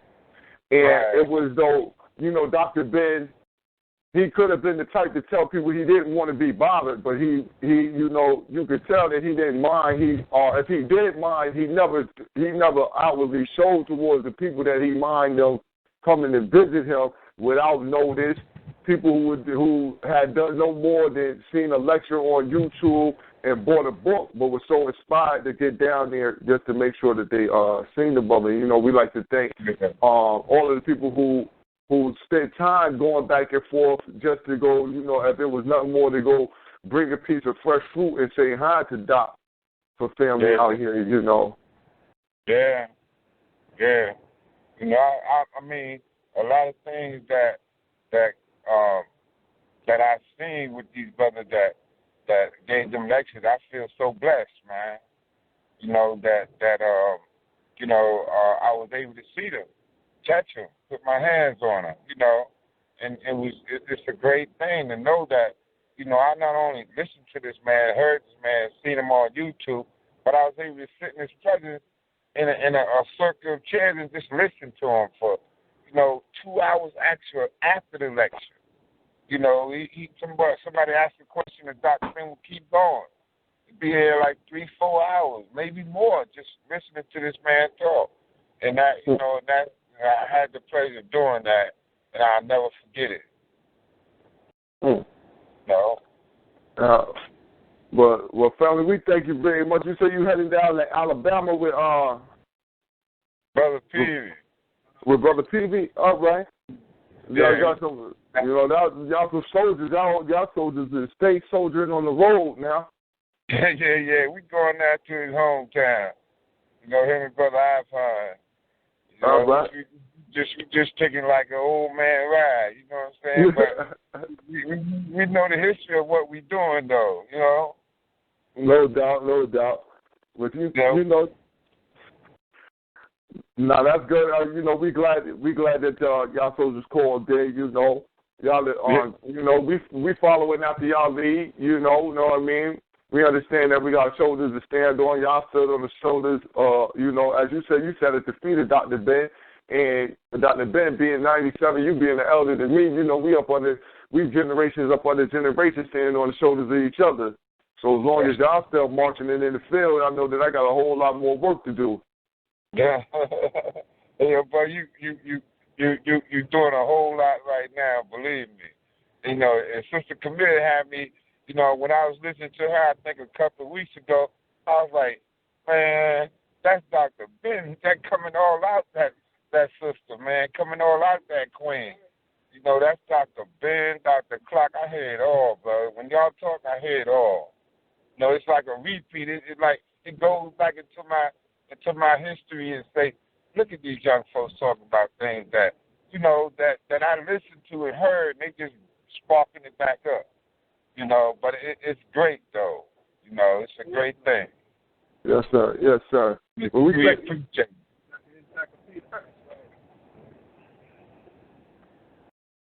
What was that, family?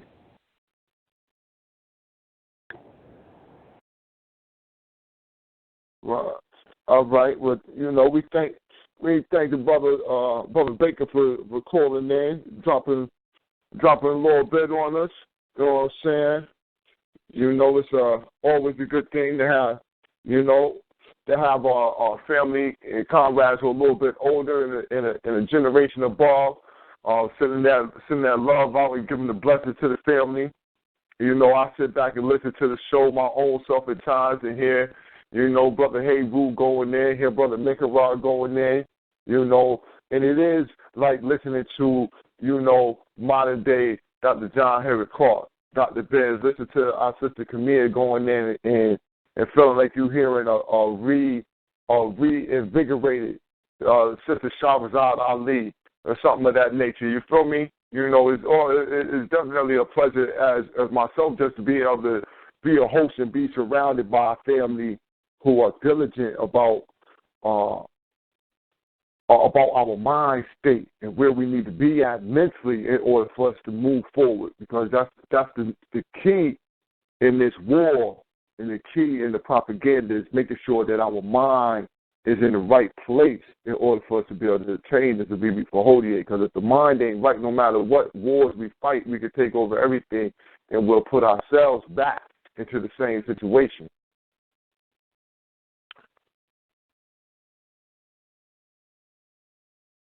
So with that being said,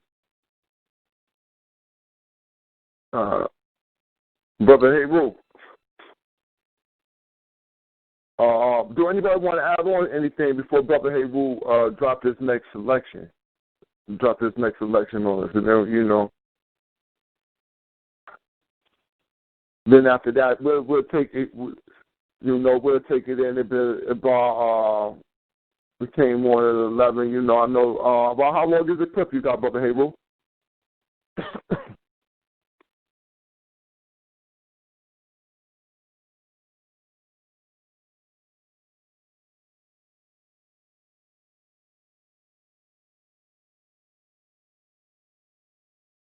Brother Hayru.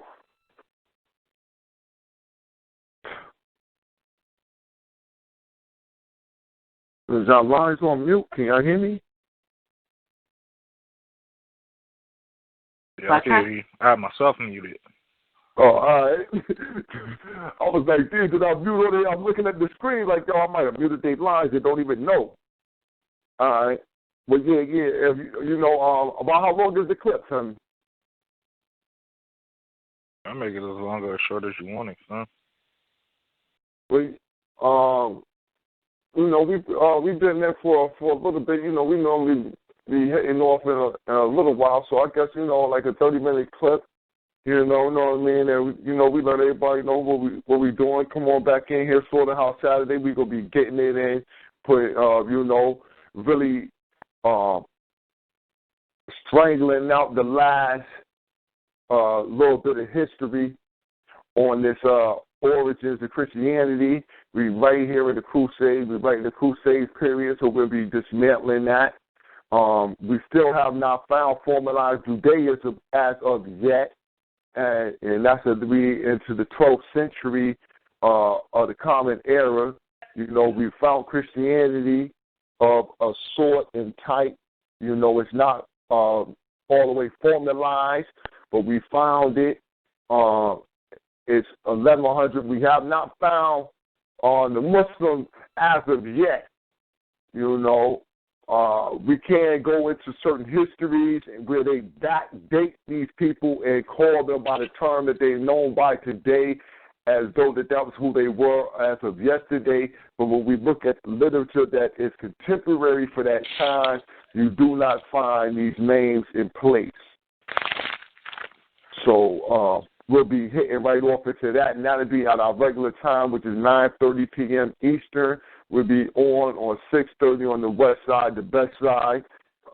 Everybody else, how to do, you line up in between.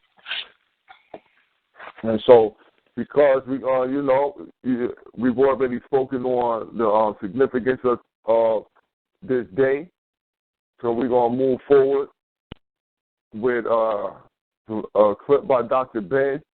And that's how we're going to end our show tonight. So, we're going to let Dr. Ben rock off about the next 30 minutes or so. And after that, if y'all want to, you hit me up in the inbox. We might go into the after party and do a little bit. But that's up to family who was out there. Let me think. Is there anything else that need to be put out? Any other announcements? Anybody got any other announcements that need to be put out? Well, you got Baba Maddox tomorrow at the courthouse. That's right. As far as standing, though, we're supposed to have a snowstorm on the first day of spring. So we're going to see. We'll start 6 a.m., some shit like that. Yes. We are supposed to have that on the first day of spring. Snowstorm. And as the Queen said, y'all Baba Maddox, the 20th, we'll be at court. So y'all get out there. Get out to the island. Y'all to the Staten Island. Show your support. Put your feet on the ground. Nose to the grindstone, as they say. Let's make it happen. Come out in strength and in unity. That's the number one thing we need, though, is unity. I definitely agree that we should have good numbers, but we also need to make sure that we have a strong core. So the nucleus is always what's most important. So make sure that those who come out are strong when they come out. Don't come out weak. Don't go out at all. All right. With that being said, does anybody else got any other announcements to kick in?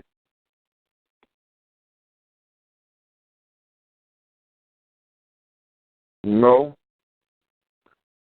All right, then. Well, Brother Heru, this is something I wanted to say. I did want to say this. Listen, my email address to everybody who's listening on here right now, my email address is blackpowerblock@gmail.com. It's blackpowerblock@gmail.com. If you want to boost your scholastic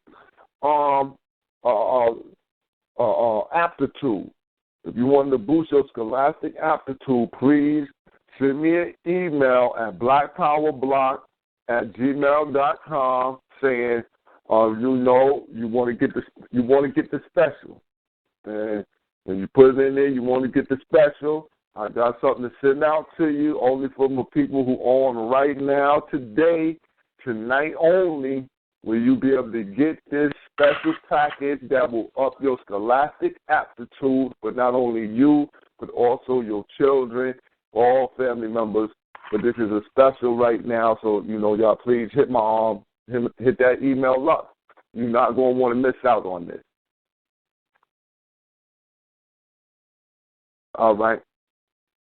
Brother Raheru. Go ahead, set it on. I got it. All right, give me a second. I know.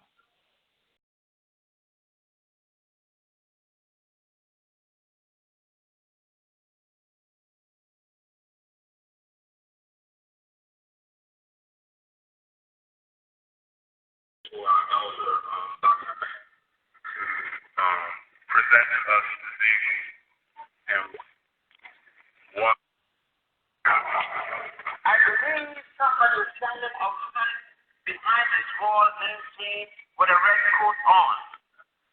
I believe so. I'm not going to finish it. I'm going to finish because I feel like that's fact. I believe so. I believe that when I die, I'm not going to bet. I bet you $1 million now to $1. Because if I die, you're not going to collect. If you die, I'm not going to collect. So, if both of us die at the same time, I can't neither of us collect. Because I haven't seen anyone die, get up and come back and say how it was on the other side. That's your belief.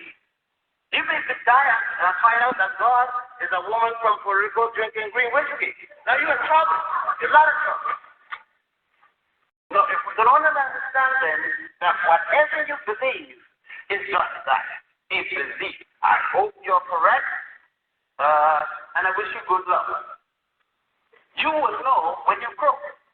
That will not be a belief after death. If there's a hereafter, you will know. If there isn't a hereafter, you have wasted time. All right. So, if we could understand ourselves before I even get into the meat of the thing, we will not be in any trouble. It's appropriate that we should be in a place such as this because we just left the hall out there, downstairs, and I'm sure there's another hall upstairs. Much of the articles, or many of the articles, and many of the artifacts you have seen upstairs are based on the concept of it's not religion because ancient Africans had no religion as such, but the theosophical concepts of a deity or deities. Deities who were male and female. I think one of the unique things about the ancient Africans, the London in particular, since that's what I'm going to deal with, is that they did not have the sickness of Western man and Arab man. The sickness of believing that only the male character can be a deity. They were not corrupted in the belief of the inferiority of the woman. They saw both parties being and accepted that wherever there was a God, there was equally a goddess. Consistent with their belief in the law of opposite or equilibrium. In other words, for anything to be balanced, they believed that it had a central point, the point of balance, and there were the extremities on both sides of that point of balance, whether it's up or down, and if it was diagonal, it equally was balanced on the hypotenuse. The ancient Africans along the line, as a matter of fact, saw their spirituality being scientific for the basis in the mathematics of mathematics. Not mathematics coming from religion to the but to the contrary, nothing. That what you call today religion, an organized body, an organization for the benefit of spirituality, and we don't need to see it that way. The ancient Africans did not use that term. It is strictly European and Asian and certain groups of Asians who have carried their concept, the theosophical concept, into organized religion. As organized religion came in, they came the corruption to spirituality. Because people started to get paid for doing the work of spirituality and therefore were more interested in protecting the jobs than speaking about the deity. Let us take the background for what I'm speaking about. And let us take a timeline in order for you to follow me and understand what I'm speaking about. Based upon a very record story, and since I have no contact with outer space, with angels or gods or goddesses, and I have no Ouija board that I deal with, or tarot cards, or tea leaves, or anything like that. Believe me, I don't deal with anything like that. I'm lost when it comes to anything like that. I must deal with documents of the past. My record, and when I speak to you, it is because I have gone to Egypt, to Israel, to India, to you name it, wherever they go. And I've gone to seek for myself. Because going into libraries and museums are not enough for me. I am an inquisitive person. I go, and when that's not enough, I start digging. I get pick and shovel and get others with me to dig. and find that which may have been buried over thousands of years. To find the truth. To me, there is no truth that's permanent. Truth today may be changed tomorrow. What is right today may be proven wrong tomorrow. Therefore, anything today, I am open for change tomorrow. In such state, let us take the oldest to the youngest in terms of documentation of what I've been speaking about. Basically, I will be speaking about the religiosity or the form of religiosity that came down the Nile, that's called up the Nile. When I speak of the Nile, I'm speaking from Uganda in terms of the White Nile, Egypt in terms of the Blue Nile. The spirituality that I'm going to speak about comes from the people from what would be today's northeast.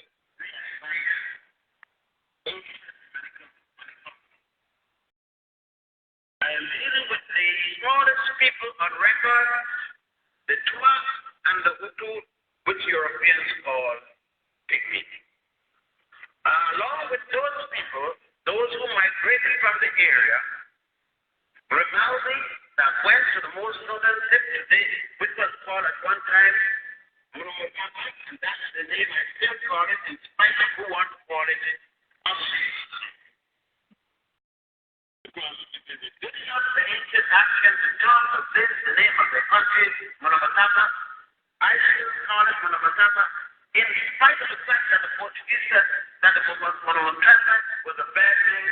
Therefore, some Africans feel that they must change the name to suit and to satisfy the modern world. I still call it Munomotapa. I will deal with the Grimaldi as well as the people called Khoikhoi and I reject the name Bushman and Footbuta.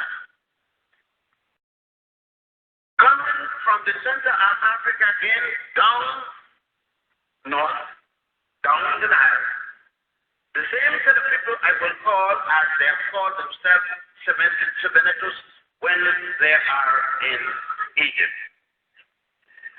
Those are the people that gave us the oldest documentation of theosophy anywhere in the entire world.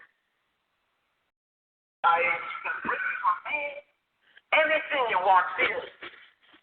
And Babylona, Sumner, and any one of them. Egyptologist Dr. Yosef Ben-Yakinen. That series, taped about 2.5 years ago, generated so much interest that we decided to ask Dr. Ben-Yakinen to be the speaker at the For the People Forum 1 held last week at the Builders Christian Assembly. Dr. Robin Hood and Little John running through the forest, jumping fence. Those are the people that give us the oldest documentation of theosophy anywhere in the entire world. You can bring from me anything you want theory. And Babylona, Sumner, and any one of them. I am from Missouri when it comes to this. Show me some evidence.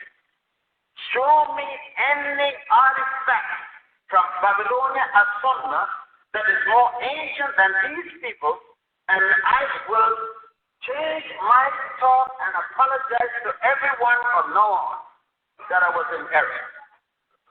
Until such time, all the universities of the world, black, white, pink, green, technicolor, rainbow,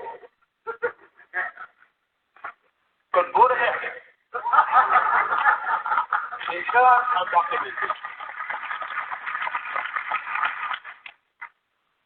Therefore, until you bring a book of theosophy older than the book of the coming forth by day and by night, and present it to me so I can look into it, then it means that the actions along the line have the oldest collection of spiritual works, otherwise called a Bible. The word Bible is a collection of spiritual writings. And that's all it means. It don't say a collection of facts, a collection of truth, nothing. It says a collection of spiritual writings. It could be lies, it could be the facts, it could be anything. A collection of spiritual writings. That's all it means. God just means that if you went to the bathroom and you need a piece of paper, you didn't have any other paper, use the Bible. That's all it is, a collection of writings. Why another one? No, that's all. You put kids in cutters, you put the ball on the ground, and what? And the ball, take it up, and use it again. Any other football, you're not worried about it. You enslave yourself with these nonsensical things. That's the first one. We can use this and find that we can put this to about 4,200 or 4,100 before the Common Era, which will put us at the first dynasty, not the first year, make sure, of Egypt or any other nation along the Nile. For it is in 4100 BC or BCE, we know that there are already revisions in this book. Why 4100? Because that is the date that this Manetho did not say 4100 BC because there was no Christ when he was alive. Well, not Jesus Christ. But if you use the time that he gave from the first dynasty up to when he lived, the 30th dynasty, if you add up the pharaohs and the amount of years served, it will come to 4100 years before there's somebody called Jesus the Christ. If you use other writers, of course, other European writers, not other because he was Egyptian, they will differ from 3100 all the way to 5,000 and add before the Common Era, such as Bogus, Budge, Hebrew breasted here, and others, Mariette, Champollion de Pichette, and all the other fellows who dabbled in Egyptology. The next closest to that in terms of age that is being used of the three religions that play a part in our thinking process would be that of the Hebrews, or Yehuda, or Judah, or Jehovah. Any way you want to call it is okay with me. I'm not worried about semantics today. That would be about the best. This is the year 5000 and that of the Hebrew calendar. That would include from the time of the mythical Adam and Eve. And that we could tell you why we don't need to deal with that, because Adam and Eve are concepts that came out the Hebrew Torah from the Hebrew Sanhedrin, that is the educational center of the Hebrews.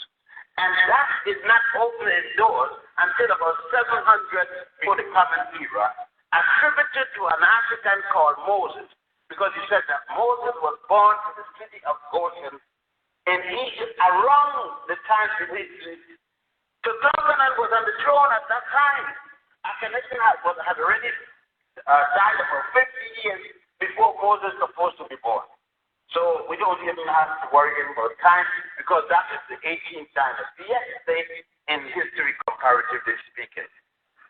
Because Abraham himself did not bring any theory to Judaism. The superstar of Judaism is Moses.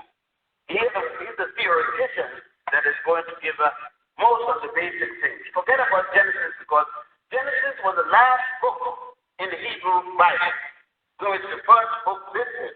They have 4 books, and Rabbi Agrippa and Rabbi Hillel argue the point that how we are going to have an Exodus, we live in some place, and we didn't get here yet. So he added a book called Genesis, Beginning. Okay. The second book in terms of this, in the timeline, would be Christianity. Coming approximately 1992 years ago, minus 4. Because the Christians, forget to put the 4 years, that Justinian dropped when he had the Ethiopian exile to reform the calendar so that it would jump at the proper Jubilee year. They had to chop out 4 years. So sorry for you. Instead of Jesus being 33, he's in fact 37. So for that, and with that will mess up the Messiah brothers. You will not have 33 degrees anymore. You will have to add 4 more to make it 37.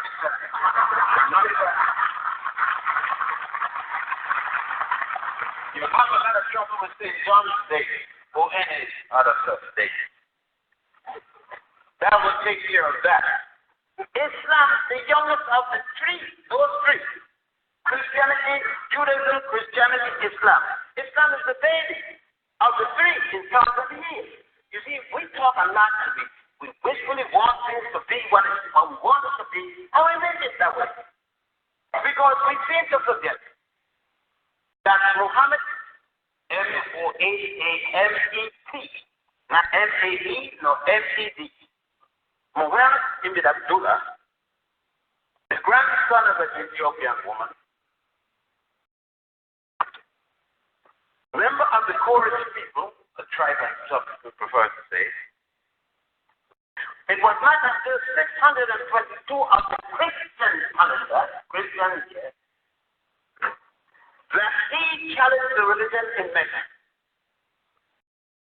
Driven out of Mecca, with his 3 companions, Hafsat, Kubat, and Rabat, otherwise called Bilal, Umar the Great, and Abu Bakr,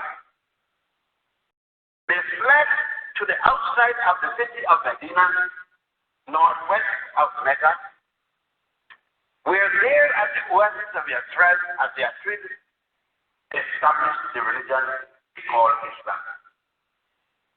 But that is the chronological order in which these religions or theosophical concepts or way of life, you call it anything you want in semantics. It doesn't matter to me, as long as it means what we mean. Let us then look at the fundamental principles that started all of that. First of all, you must have people. The concept of people before you have religion. Religion, people are more important than God. Without people, you don't have God. Nobody can tell you there's a God. It's people that told everybody there's a God. You haven't met a God that told you there are people. All our concepts dealing with the deity come from a man or a woman. There was one time that women wrote. In Egypt, women also wrote. Judaism and Christianity and Islam, women aren't in that position to be writing nothing. Sometimes up to now, in Islam, women can't preach. In most of Christianity, women can't preach. And definitely, in most of Judaism, women can't preach. We didn't have that problem along the Nile. There was a priest and a priestess. The Africans always knew where he came from. He realized that he didn't come out of a man's ribcage, that he came out of a vagina, came down through the vagina, all the way back up from a womb down to a vagina. And of course, the placenta played a major role of his heaven. He didn't look up in the air for heaven. He knew where heaven was. He came out and he went back. Now, these are the realities. The reality I'm speaking about is the reality in which the African said that God's canoe made man on his potter's wheel out of clay. As a matter of fact, when you go to Egypt, you go to the temple of Khnum at a place called Etna in southern Egypt. It is badly feared now, but since you're not going to see the Kunum drawing, you're going to see just 4 empty walls. I don't waste time to go there anymore. But I go to a place called Angelica Island. They now call it Philae Island. And there you will see the temple of Aset, or Isis. And at the Mamisi, the bird house, on the wall you will see God Kunum making man a woman on his potter's wheel out of clay, which was fashioned later by the Jews, except the potter's wheel. Jehovah is going to steal the whole thing and let down the potter's wheel. Not in a good thing. He forgot the wheel and kept only the clay and something. That's why these people are messing up all the time. Because they missed the way they should have been made with the potter's wheel. Of course, God, Ptah, is the God in charge of making God. Kunum made man with 2 spirits. See, when Jehovah, Jesus and Allah was taking over the daddy's work, poor fellows didn't write down the thing correctly, because they forgot that man has 2 spirits, 2 souls, according to the first stages. The heart soul, which stays with the body, or the cat, the heart soul being the cat. That, when the man died, it stood with the soul according to the ancient teachings. But his body, his spirit soul, the mind, intelligence, went on to the next world to pursue Goddess Ma'at, justice, the African woman. Always justice, goodness, everything that makes for a peaceful relationship. That is right. I mean, it should be that. Some fellows don't understand that came from a woman. They thought they come from man. I'm sorry. That's why the still got the rumor going. I made a baby last night. When did you say the baby? They passed the baby. Just put them don't have the baby. Eran igual.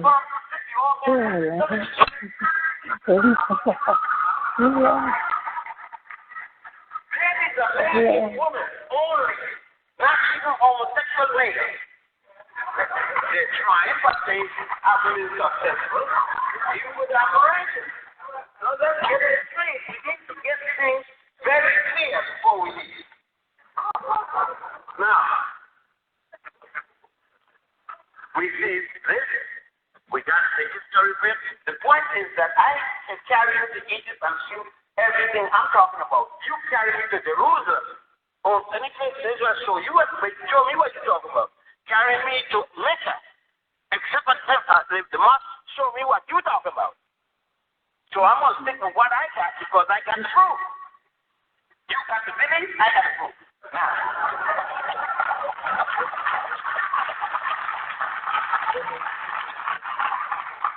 I don't have to go to Mecca or Jerusalem or Bethlehem. I can go back upstairs or downstairs and show you. Now, in this thing, we got to stop right here. When we stop at Abydos, a place called Abydos, again, there is a big temple. And there are numbers of people right there. I carried you and show you what I've been telling you. Here is Goddess Isis, becoming pregnant by an immaculate conception. And you see the holy sperm being ejaculated into her by God Asaru, which you call Osiris.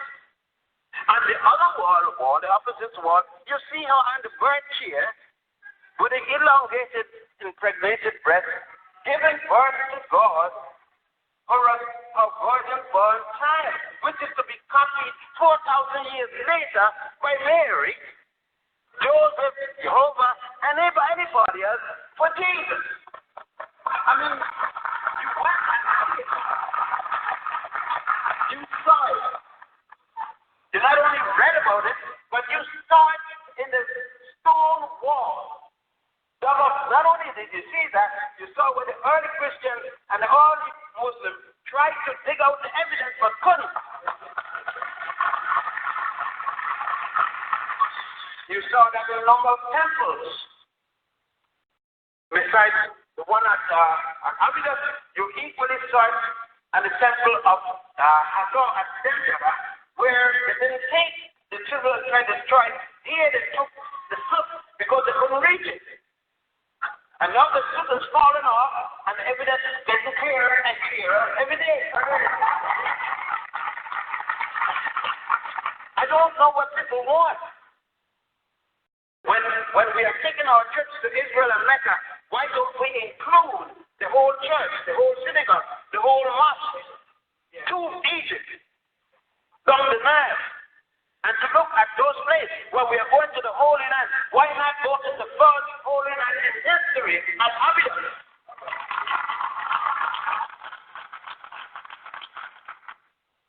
We can't, because I heard some young people today say that they were not Africans, they were what lost sheep, I think, they call themselves. And that the reason they want is because Egyptians saw that people in slavery, they were evil Israelites.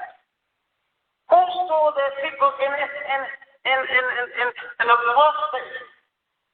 Had they known their history, they would have known that not a single Jew was under the rule of a single Egyptian in the first place. When the Hebrews came into Egypt, allegedly, according to the Torah, Egyptians were controlled, conquered by a group of people calling themselves Hyksos, or kings. It was the 13th dynasty when they showed up calling themselves Haribo or Haribo and other such names, the English version being Hebrew. Now you either know the historical data or you don't. I was well taught by my father, and I know from experience, if you don't know, shut up. And go and find out. Then come back and start talking about it. You can't tell me about this. You got to face, lying face, and talk like a jackass. Blind feet doesn't give you no intelligence. Blind feet just mean you're still stupid. Now, let us go on.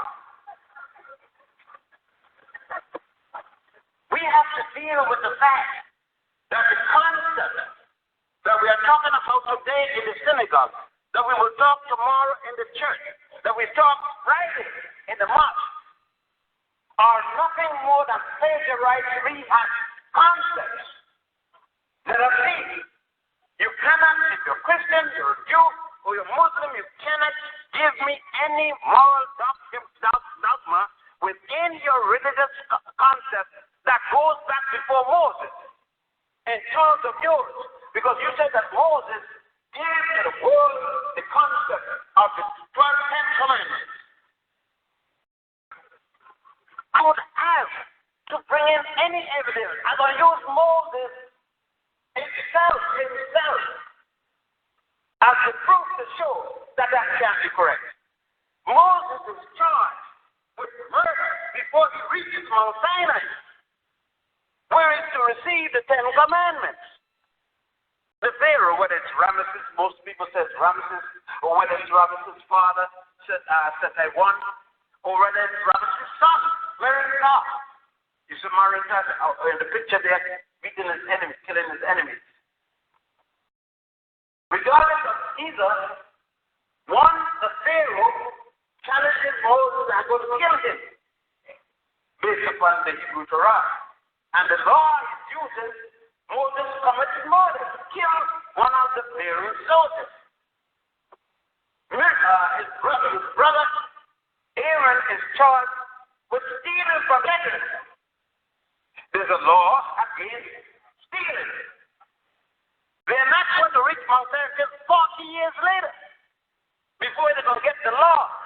A law against stealing, a law against murder, and 10 such laws, but they're going to leave out 32 more such laws used in Egypt.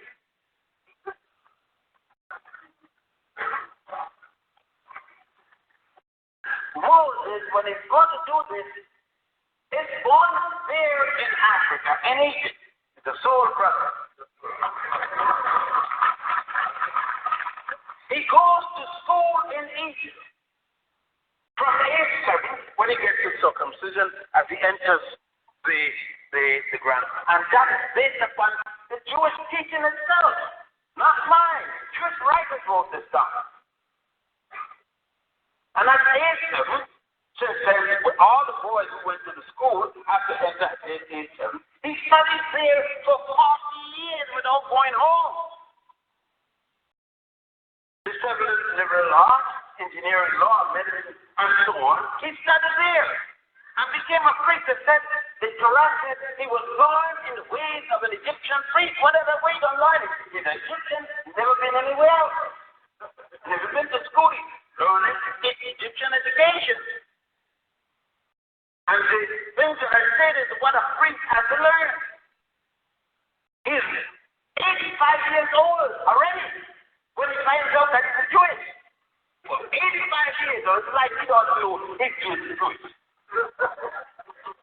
Suddenly, he's raised by the king. The king's daughter finding the princess, and the king is killing all of the little boys who are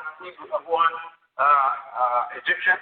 You look at any other Egyptian that I know in the room here, and so the king doesn't ask his own daughter, how come you bring back a little girl, a little boy child? I mean, when did you get pregnant? Who made you pregnant? I mean, can you imagine being saying about it? Somebody made his daughter pregnant, no marriage, no nothing, and the king goes and says, think about it. I mean, you gotta use your head about this story. Your daughter come in the house with a baby. You would ask, but how? You were from Indian or something. How? I mean, let's be rational about this now. What's all this? We got a set of laws, not only this. We got another set of laws. We got a set of laws that when a person dies, they must go to another woman, a woman with a goddess with a feather always in the center of her head, symbolically, an Ethiopian feather, ostrich feather, called Ma'at, where people have to go and give the admonition that they have lived according to these 42 laws. There are millions of people died before Moses who have gone and given this admonition. Those 10 commandments plus 32 more. There is a common behavior pattern and obligation which has to be set by the people. The people are saying, I believe in the one and only God, Aten. A-T-E-N. There is no Moses yet. The man who they are following is a man called Amenhotep IV, who changed his name to Akhenaten. That should bring us to the 18th dynasty. There is no Moses yet.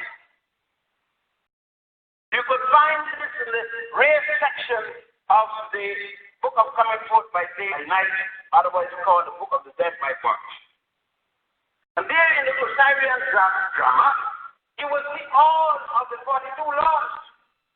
There is another set of laws and rules by the Pharaoh Amenhotep, I-M-E-N-E-M-E-O-P-E, the third, which Solomon will come later and steal and plagiarize, almost word for word. You could read the Songs of Solomon, compare them to the teachers out there, and you see what that fellow stole man's word. 1,000 years before Solomon, this is correctly things. Now, what else? You can't talk about resurrection. Judaism, Christianity, and Islam speak of resurrection. But let us go back to the temple of Second at Abydos, or the temple of Goddess Hathor at Jezreel, to look the opposite form of ISIS being receiving the Immaculate Conception. Look at the opposite thought, and you see Osiris in the resurrection. The state of resurrection, the original resurrection, come from the penis from a dead serpent to a coffin. The penis, when it was cut off by one of the 14 Peter, cut off by his brother Typhon, who had killed him the first time by hanging him, the second time by cutting off the 14 pieces. The one piece being lost because it had been eaten by the night catfish. His wife, his faithful wife, I'm using the Western term to make it easier for you, carried the God of the dead to reconstruct it. That's Kipra. The reconstruction, but have to resurrect the penis so it can impregnate Isis herself. And even resurrect. Not only that, the tomb of Osiris that moved an entire wall. When he was resurrected from his tomb, Jesus only moved a stone.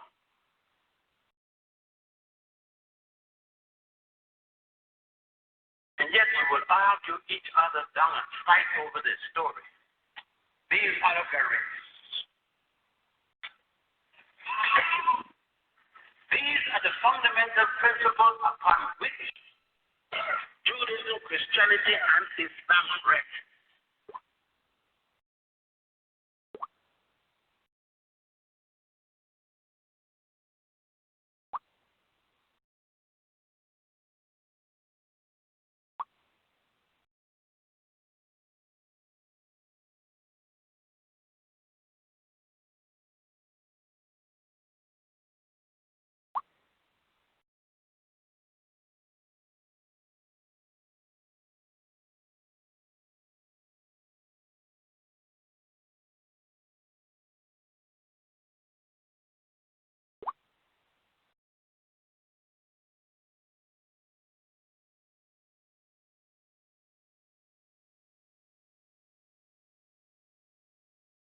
Baby Foley.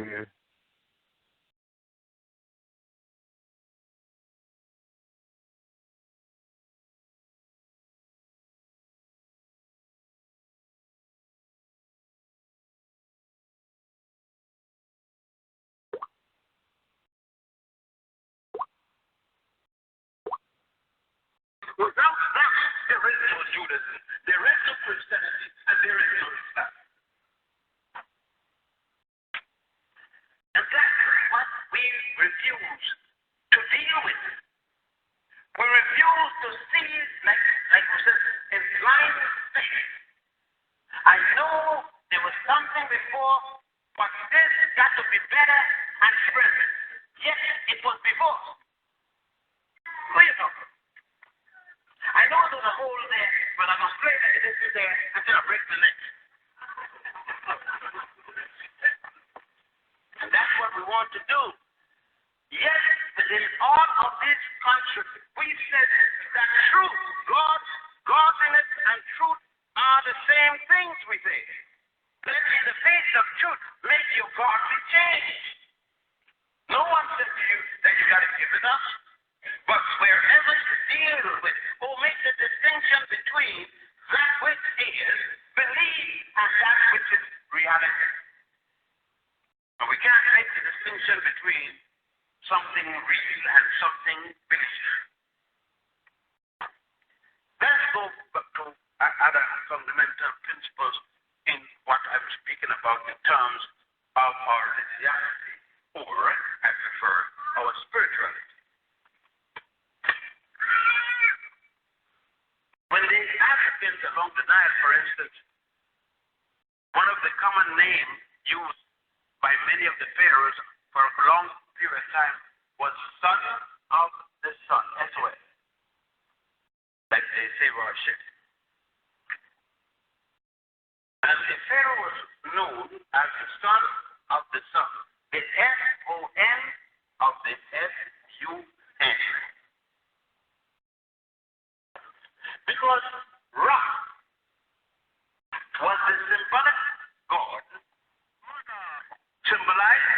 the sun. The ancient Africans that lived long did not think that the sun was the God, the deity, but the sun was symbolic of the deity. What it meant?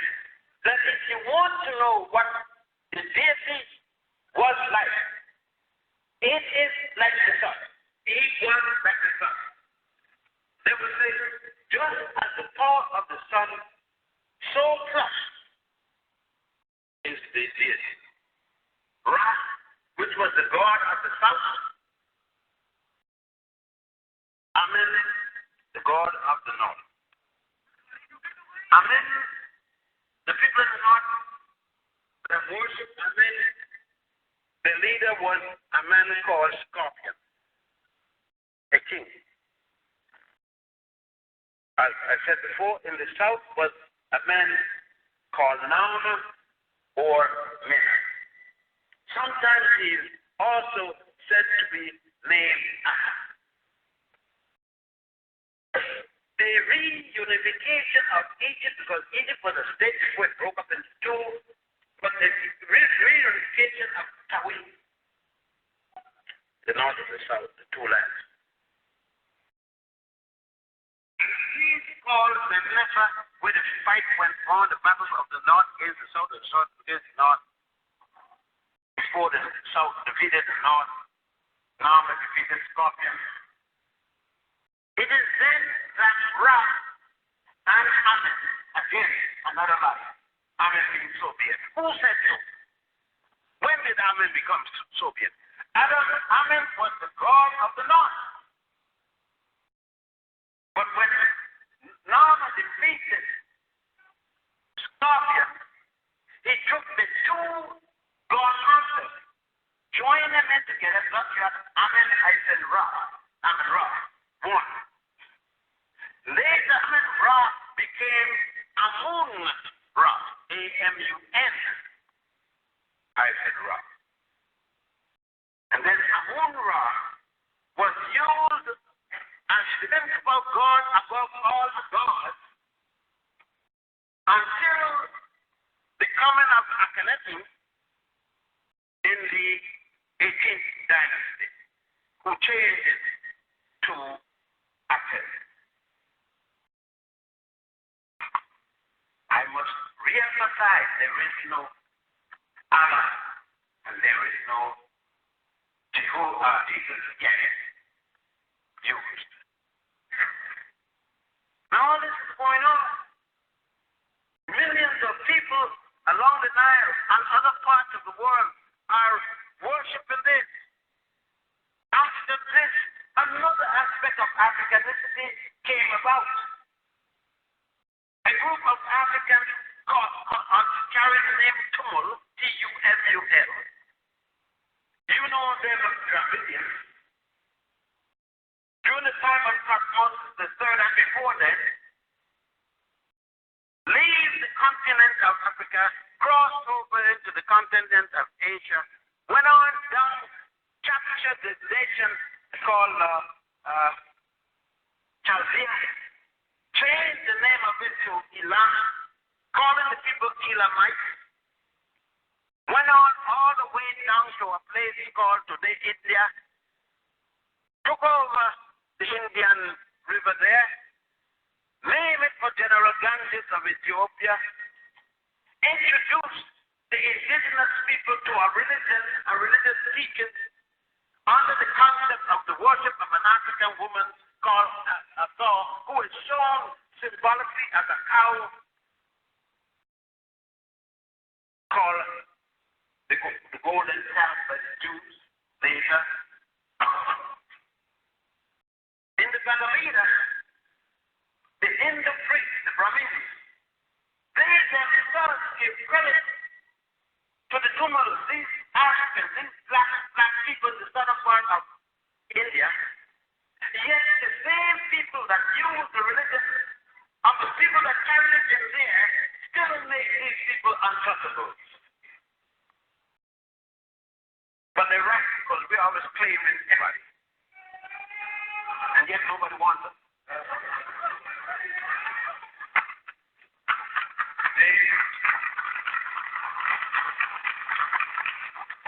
is important that we know that when we are going to say which one is right, wrong, or indifferent, we must know all of these facts. You cannot know just a Bible. You cannot know just a Torah. You cannot know just a Quran. You must know all the other works that they went on to make those things plus others. When you're going to make a decision with a fight between husband and wife and the children, you have to hear the husband, the wife, and the children. You can't hear either one and then make your decision. You can't read just the Quran and tell me it is the best. Just the Bible tell me that is the best. Just the Torah tell me that. Or even just the book of the dead. You must have read all of them. And sources that bring them about to make a proper analysis to reach to a proper conclusion. I don't care what the conclusion is, but I want that you have read all the facts available on all sides of the story in order to come to a conclusion.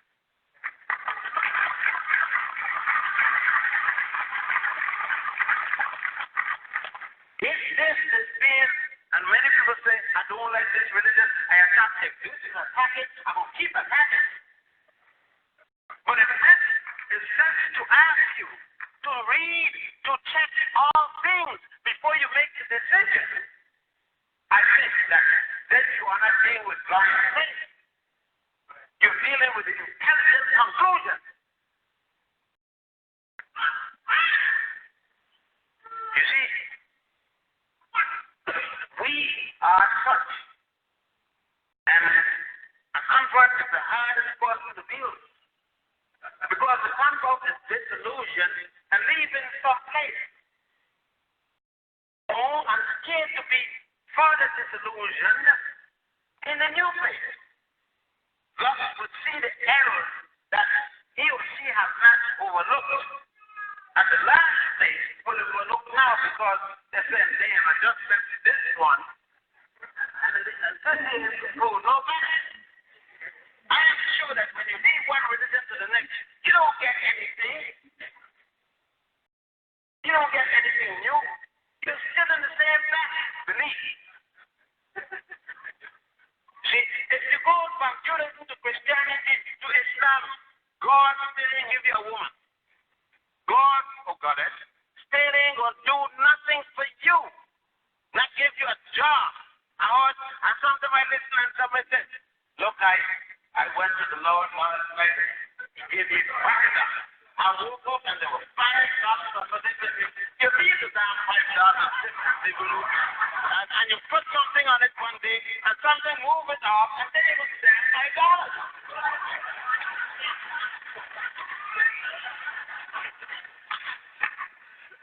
Where does that put this person in heaven?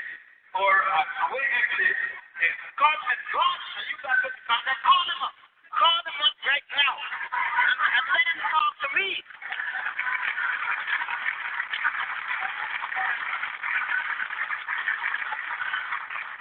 So let's stop fighting with each other. We have to deal with the reality of life. Now, if in the concept of the deity, and we are talking about the state, I have no problem with a person relying on such faith. Because I myself have faith.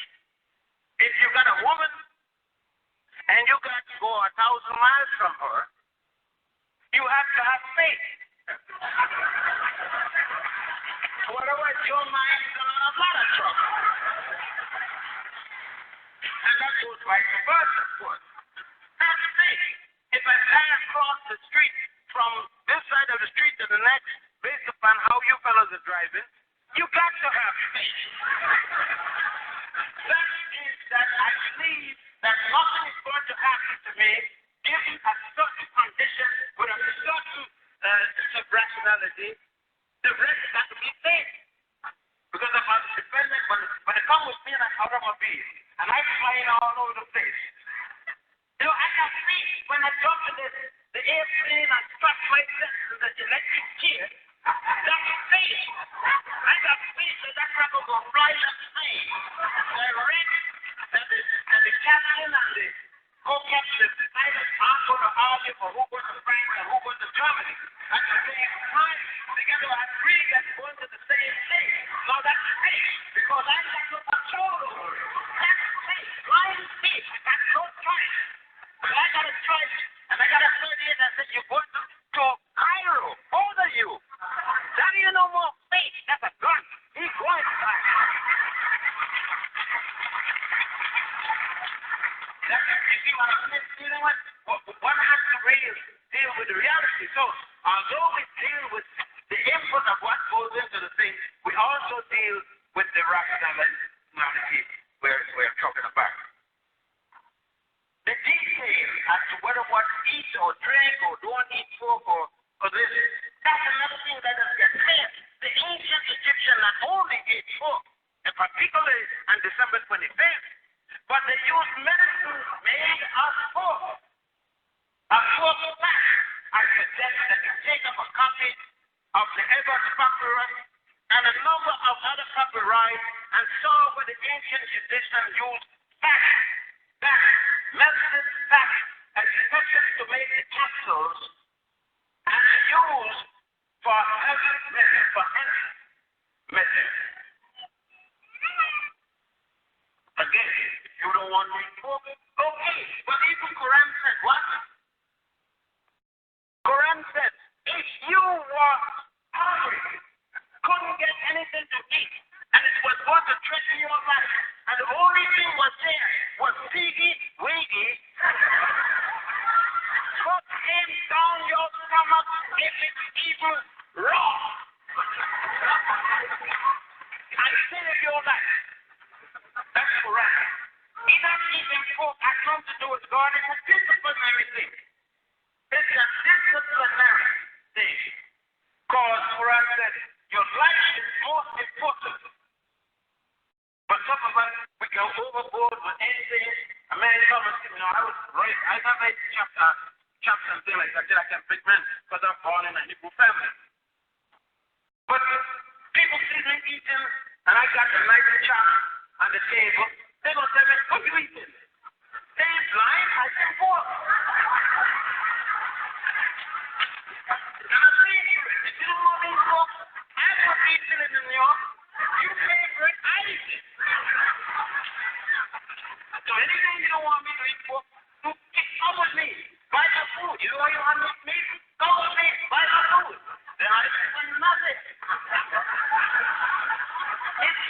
To talk about the being and strong of faith, which means that what are the basic fundamental principles of Judaism, Christianity, Islam, and what the Africans taught about.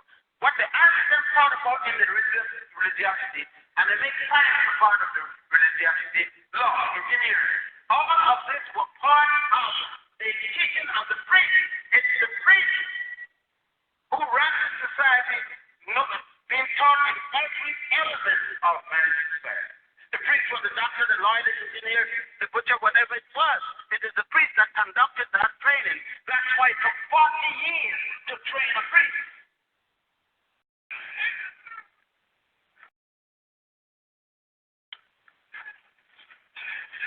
In these copyrights, we come now to a thing that's going to get me in a lot of trouble.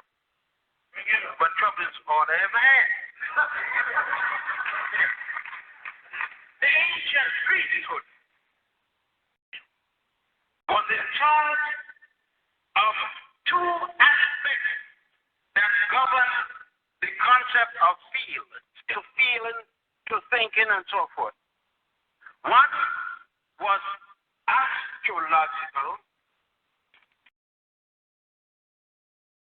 that's health, and one was astronomical. Astronomy dealt with the complex measure of distances, one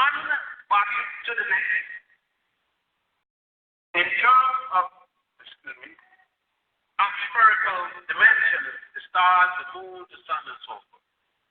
Astrological astrology deals with the physical aspect of the movement of these heavenly bodies. That may be more specific. Astronomically, the moon and the sun, for example,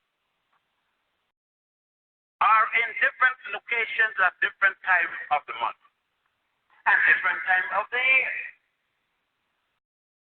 The measurement and tracing of these bodies, stars, etc., is our astronomical calculation. Therefore, astronomy. On the other hand, for example, when the moon is far away from the sun right now, the temperature, because the sun does not have the heat, the moon does not get the heat. And the earth, for example, does not get the heat because it's far away. Therefore, it gets cooler until it gets colder and cold. That's the astrological effect.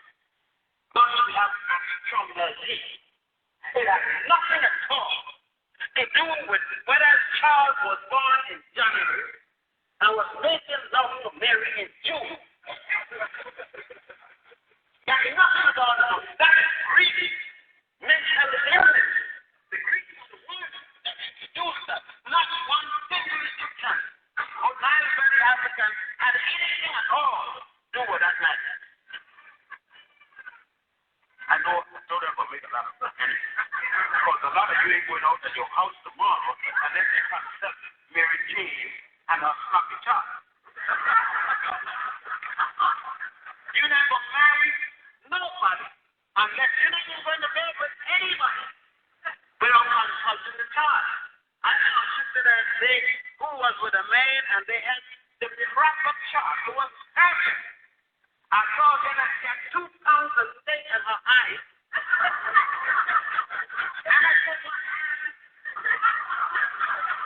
Something of 50 feet.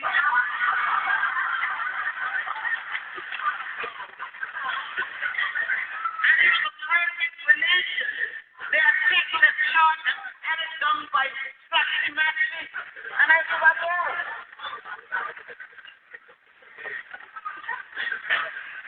Now, she couldn't go with me because we were born at the wrong time. But I haven't hit a woman yet. She was a daughter when it was small and stuff to her. So later, I watched them with a little family and so forth. And I gave her a little watch, but I hit my mama. You know what I mean? I'm deal with that. So she was better off for me. She knew I was the wrong sign. But that again, no, all of that.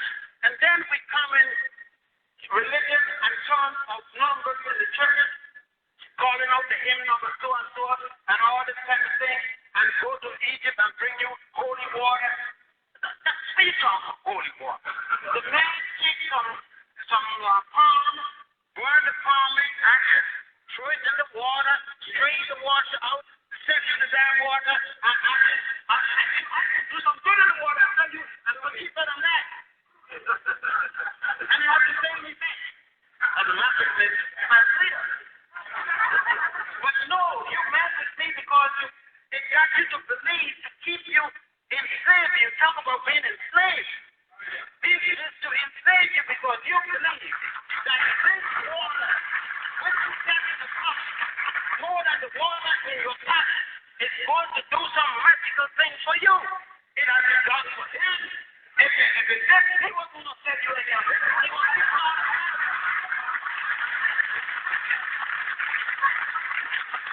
and this is what we mean. We got to understand that these factors, the comparative analysis between whether it's Judaism, Islam, Christianity, or the ancient religions, Egyptians or Nubians or folklore practice, what are these things for? They are for your betterment. They are supposed to be designed for your betterment. Whenever they do behalf. It is time for you to release them and go to something else that would assist you in your betterment. That should be what religion is for. Religion should not be something to tie you down, to hamstrung you to the point where you cannot better yourself.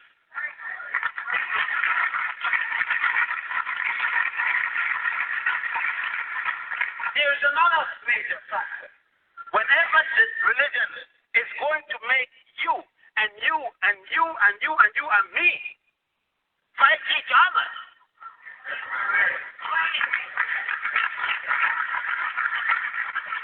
whenever religion, I got a daughter, is a Jehovah's Witness. I go to anything she gives, including visit Jehovah's Witness many a time. My son-in-law the other day was going to be a lecturer or whatever they call it. He's going to preach. He's been now a preaching man. And he was going to move up there. My daughter invited me. I went. I congratulated him. I wished him well. Yet they have never come to any lecture I gave. They cannot come.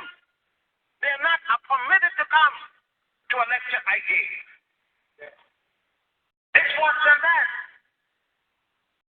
They don't recognize any of my relationships. And it's not good because it was sanctioned by some guy's purpose.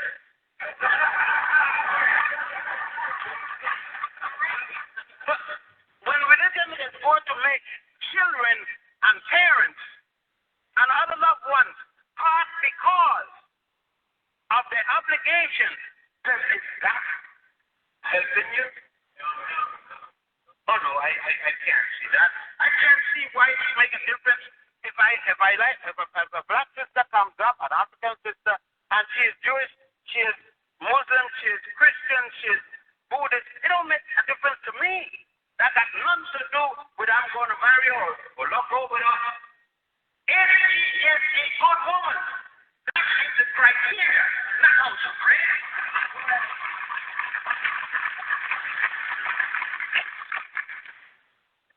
And then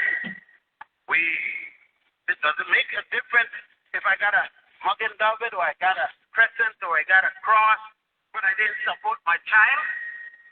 And I'm making oodles and noodles of money, but I got all these things, and I tell you, man, I'm a Christian.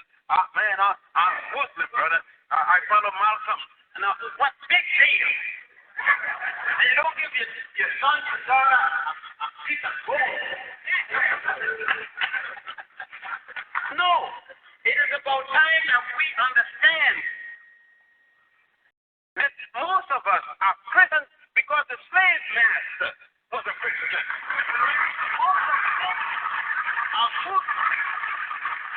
A Muslim because the other slave master was a Muslim. Most of us are members of the Church of England because we're from the Caribbean under the British colony. Or we are French because we were born in New Orleans or other parts of Louisiana or Guadeloupe or so forth. We have nothing to do with rational about it. Have nothing to do with our interests. Because if it were our interest in terms of Christianity, then we would not belong to the church because we don't see a black Jesus in the Bible.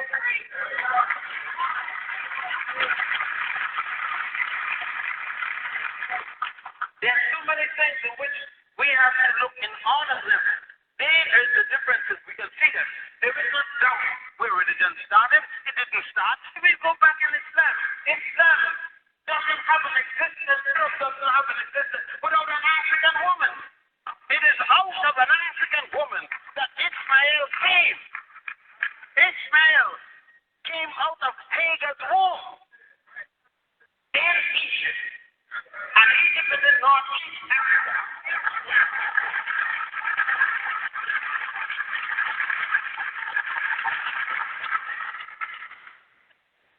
And it is Africa that saved Abraham and all his sons from starving to death. When they were running from the famine, the hunger, Africans opened their doors and fed them naked, hungry dog. Even in Africa, when Mary was running all over the place from Herod, it is Africa that opened a womb again and told Mary to come and bring that little boy and give him a place to sleep. So, when you get to the pulpit, when you get in your church, your synagogue, and you must remember that Africa saved your God. So they could talk about it. Everybody into the African woman. But that same African woman has wet nurse, surrogate mothers, all of them. They seem to forget. So Africa has nothing to beg anybody for to be sorry about. Africa doesn't have to worry about any Holocaust because Africa has suffered umpteen Holocaust.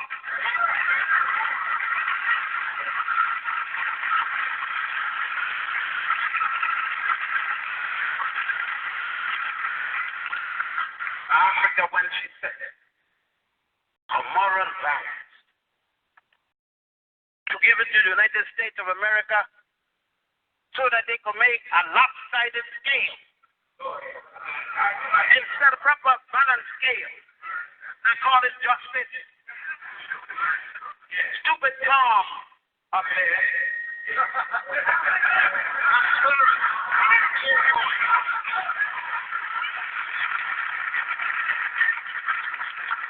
Believing that he had something special. Only realizing he was black when them cracker senators come down on him. Then he hollow, I'm black! That's how they treat black people.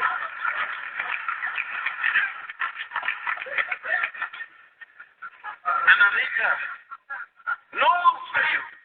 10 years after the man touched you behind, if he did, you will remember it said he touched it. Because now he's going for a job, and the job you got, he gave it to you, all the job, and you've got to eat out of throat. Because you went to Yale and became the Africanized.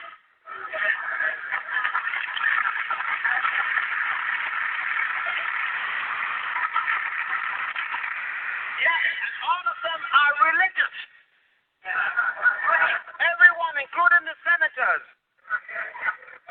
One was puffed with alcohol. They call him a Kenny.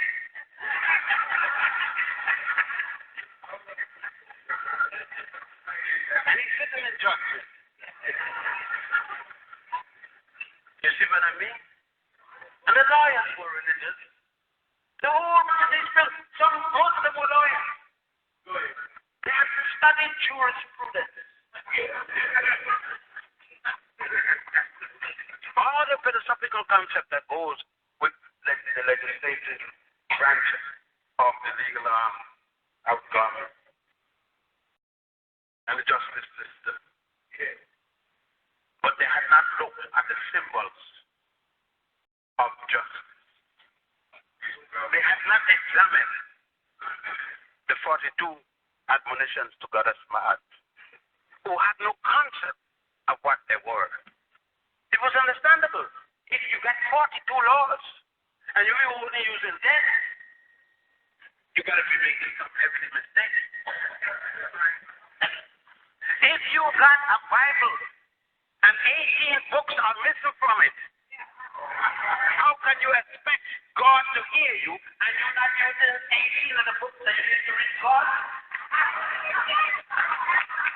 I think that you understand better go back and check your Bible. And if God gives you a Bible, it is the word of God passed down to God's secret service to you. Then how could you go to a conference and decide which one you're going to take out because this one is ineffable, which one you're going to leave in because you believe and it is God that gives you all? Either stop driving somebody who comes straight. And you're going to listen.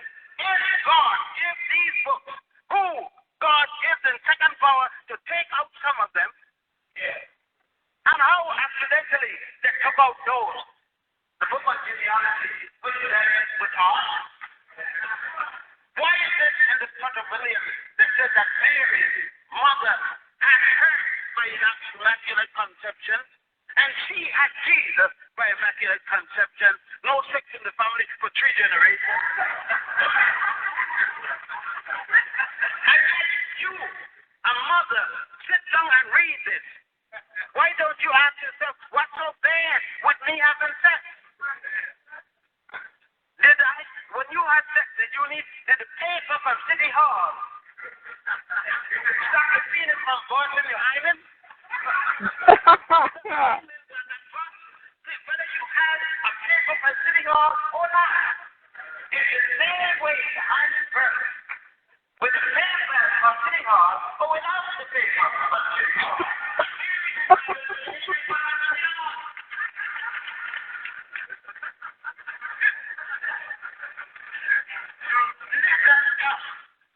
I'm not only arguing about the differences. We know the differences. We know the chronology. That's not the point.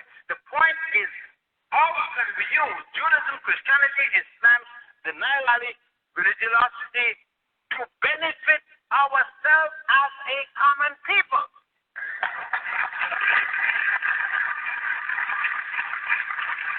What difference does it make if I walk through the door with a sister who is of the Nile Valley religion, of Judaism, of Christianity, of Islam, and each said they're hungry? Do I feel one, not the other? Isn't the hunger of one hurting the same place as the hunger of the other? Both of them get gas if they don't get something to eat. Does it matter how she prayed? If the 4 of them go to pray and call their respective God or whatever, use the Quran, the Bible, the Torah, it would praying bring a sandwich out of the sky culture or not? Or $1 from my pocket, a hand from my helping them as they come, let's go to the restaurant, let me feed you, without asking you what kind of drawers you're wearing? And that's the test. But I know you're not going to know about it by the time you leave, but I'm just telling you so you got no excuse.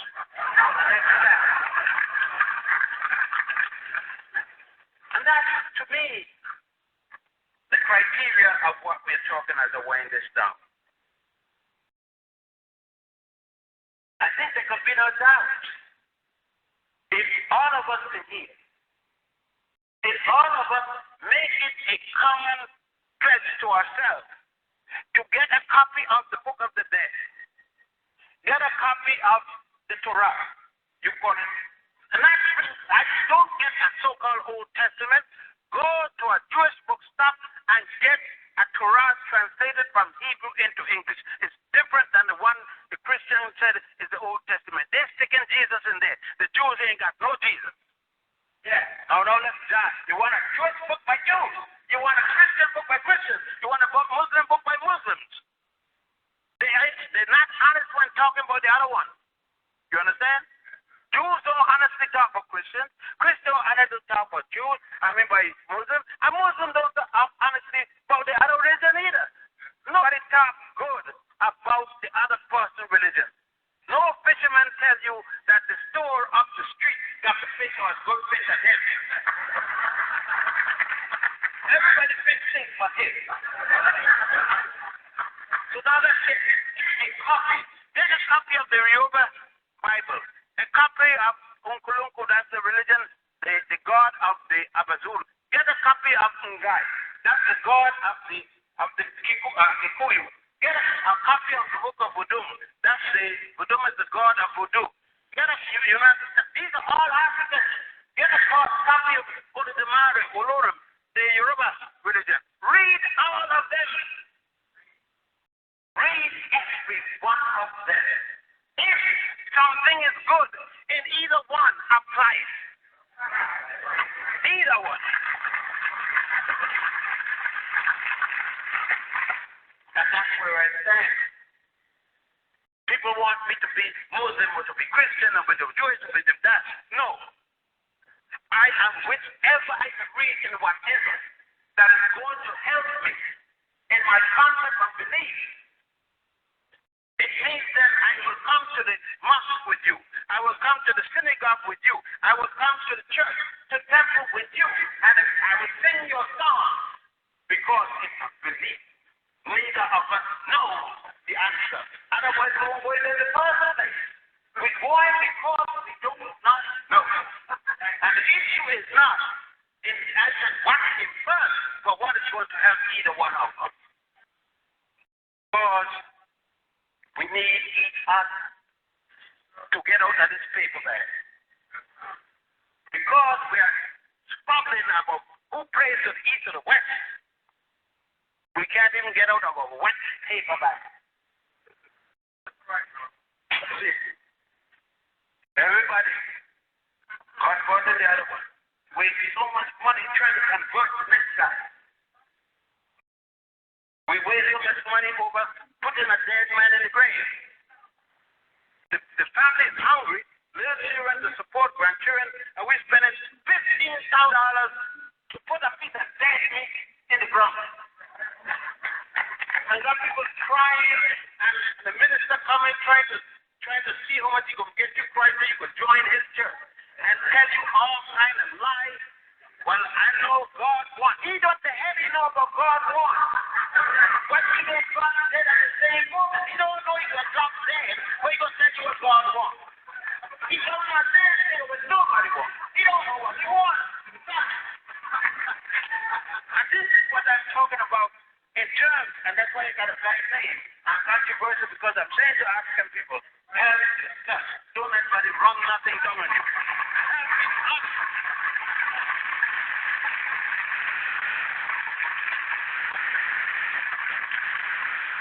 This is lastly before the question and answer period. I was asked, what do I worship? Yes, I worship the black woman, the African woman.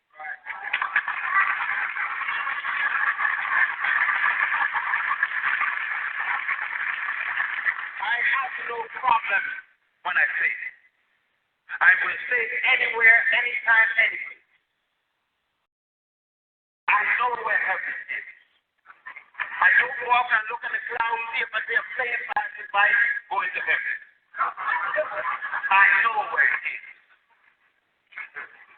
73 years ago, I came out of heaven. I was there for 10 months. My mother and father made it someplace. My mother became impregnated by my father. And I went down, fertilized, into her fallopian tube, somersaulted all the way down into the womb. There I was nourished by the placenta. The umbilical cord, the line of life, became my mother. She did whatever she had to do with the illness and different sicknesses and sometimes feeling good or whatever, with the nourishment and so forth, and I came forward. If that isn't justification for me to worship a woman, when she lived, each day, each time when the 31st of December came, I knelt in front of this woman, pushed my head to her womb as the culture of my custom. She put her hand on my head and she told me about all the bad things I did, slapped me in my head and huffed me up. And when she got mad about the things I did that year, until it come to the last one, then she started to talk about the good things I did. That was the best part. Am I not to worship that woman? I left her and went to the arm of another woman. Because I need now to go to heaven. I came from it, I should go to it. And I was told I cannot. I could not go to the heaven from whence I came. But now I went to another woman. My mother had already prepared me to understand that this is not a bitch. It's God. I was going to my mother to heaven.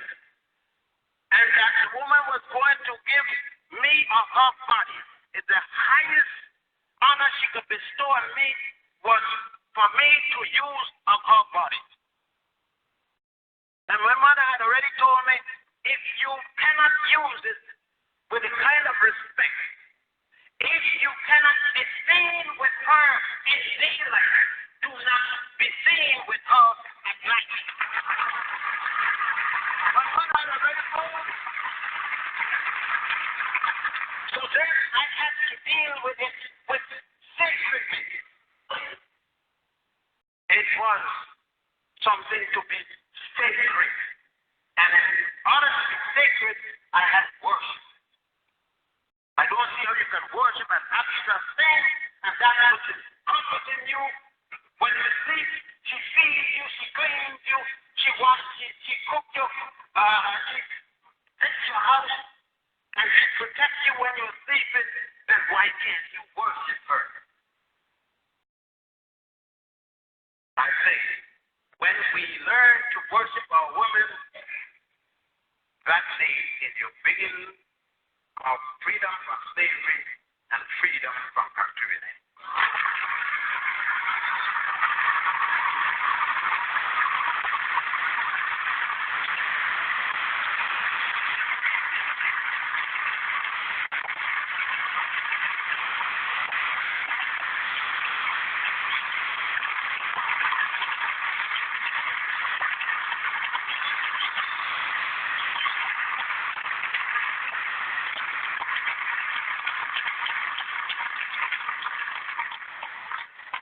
Before Dr. Ben take any questions, when you came in, there was some raffle tickets that were raffling off for $1.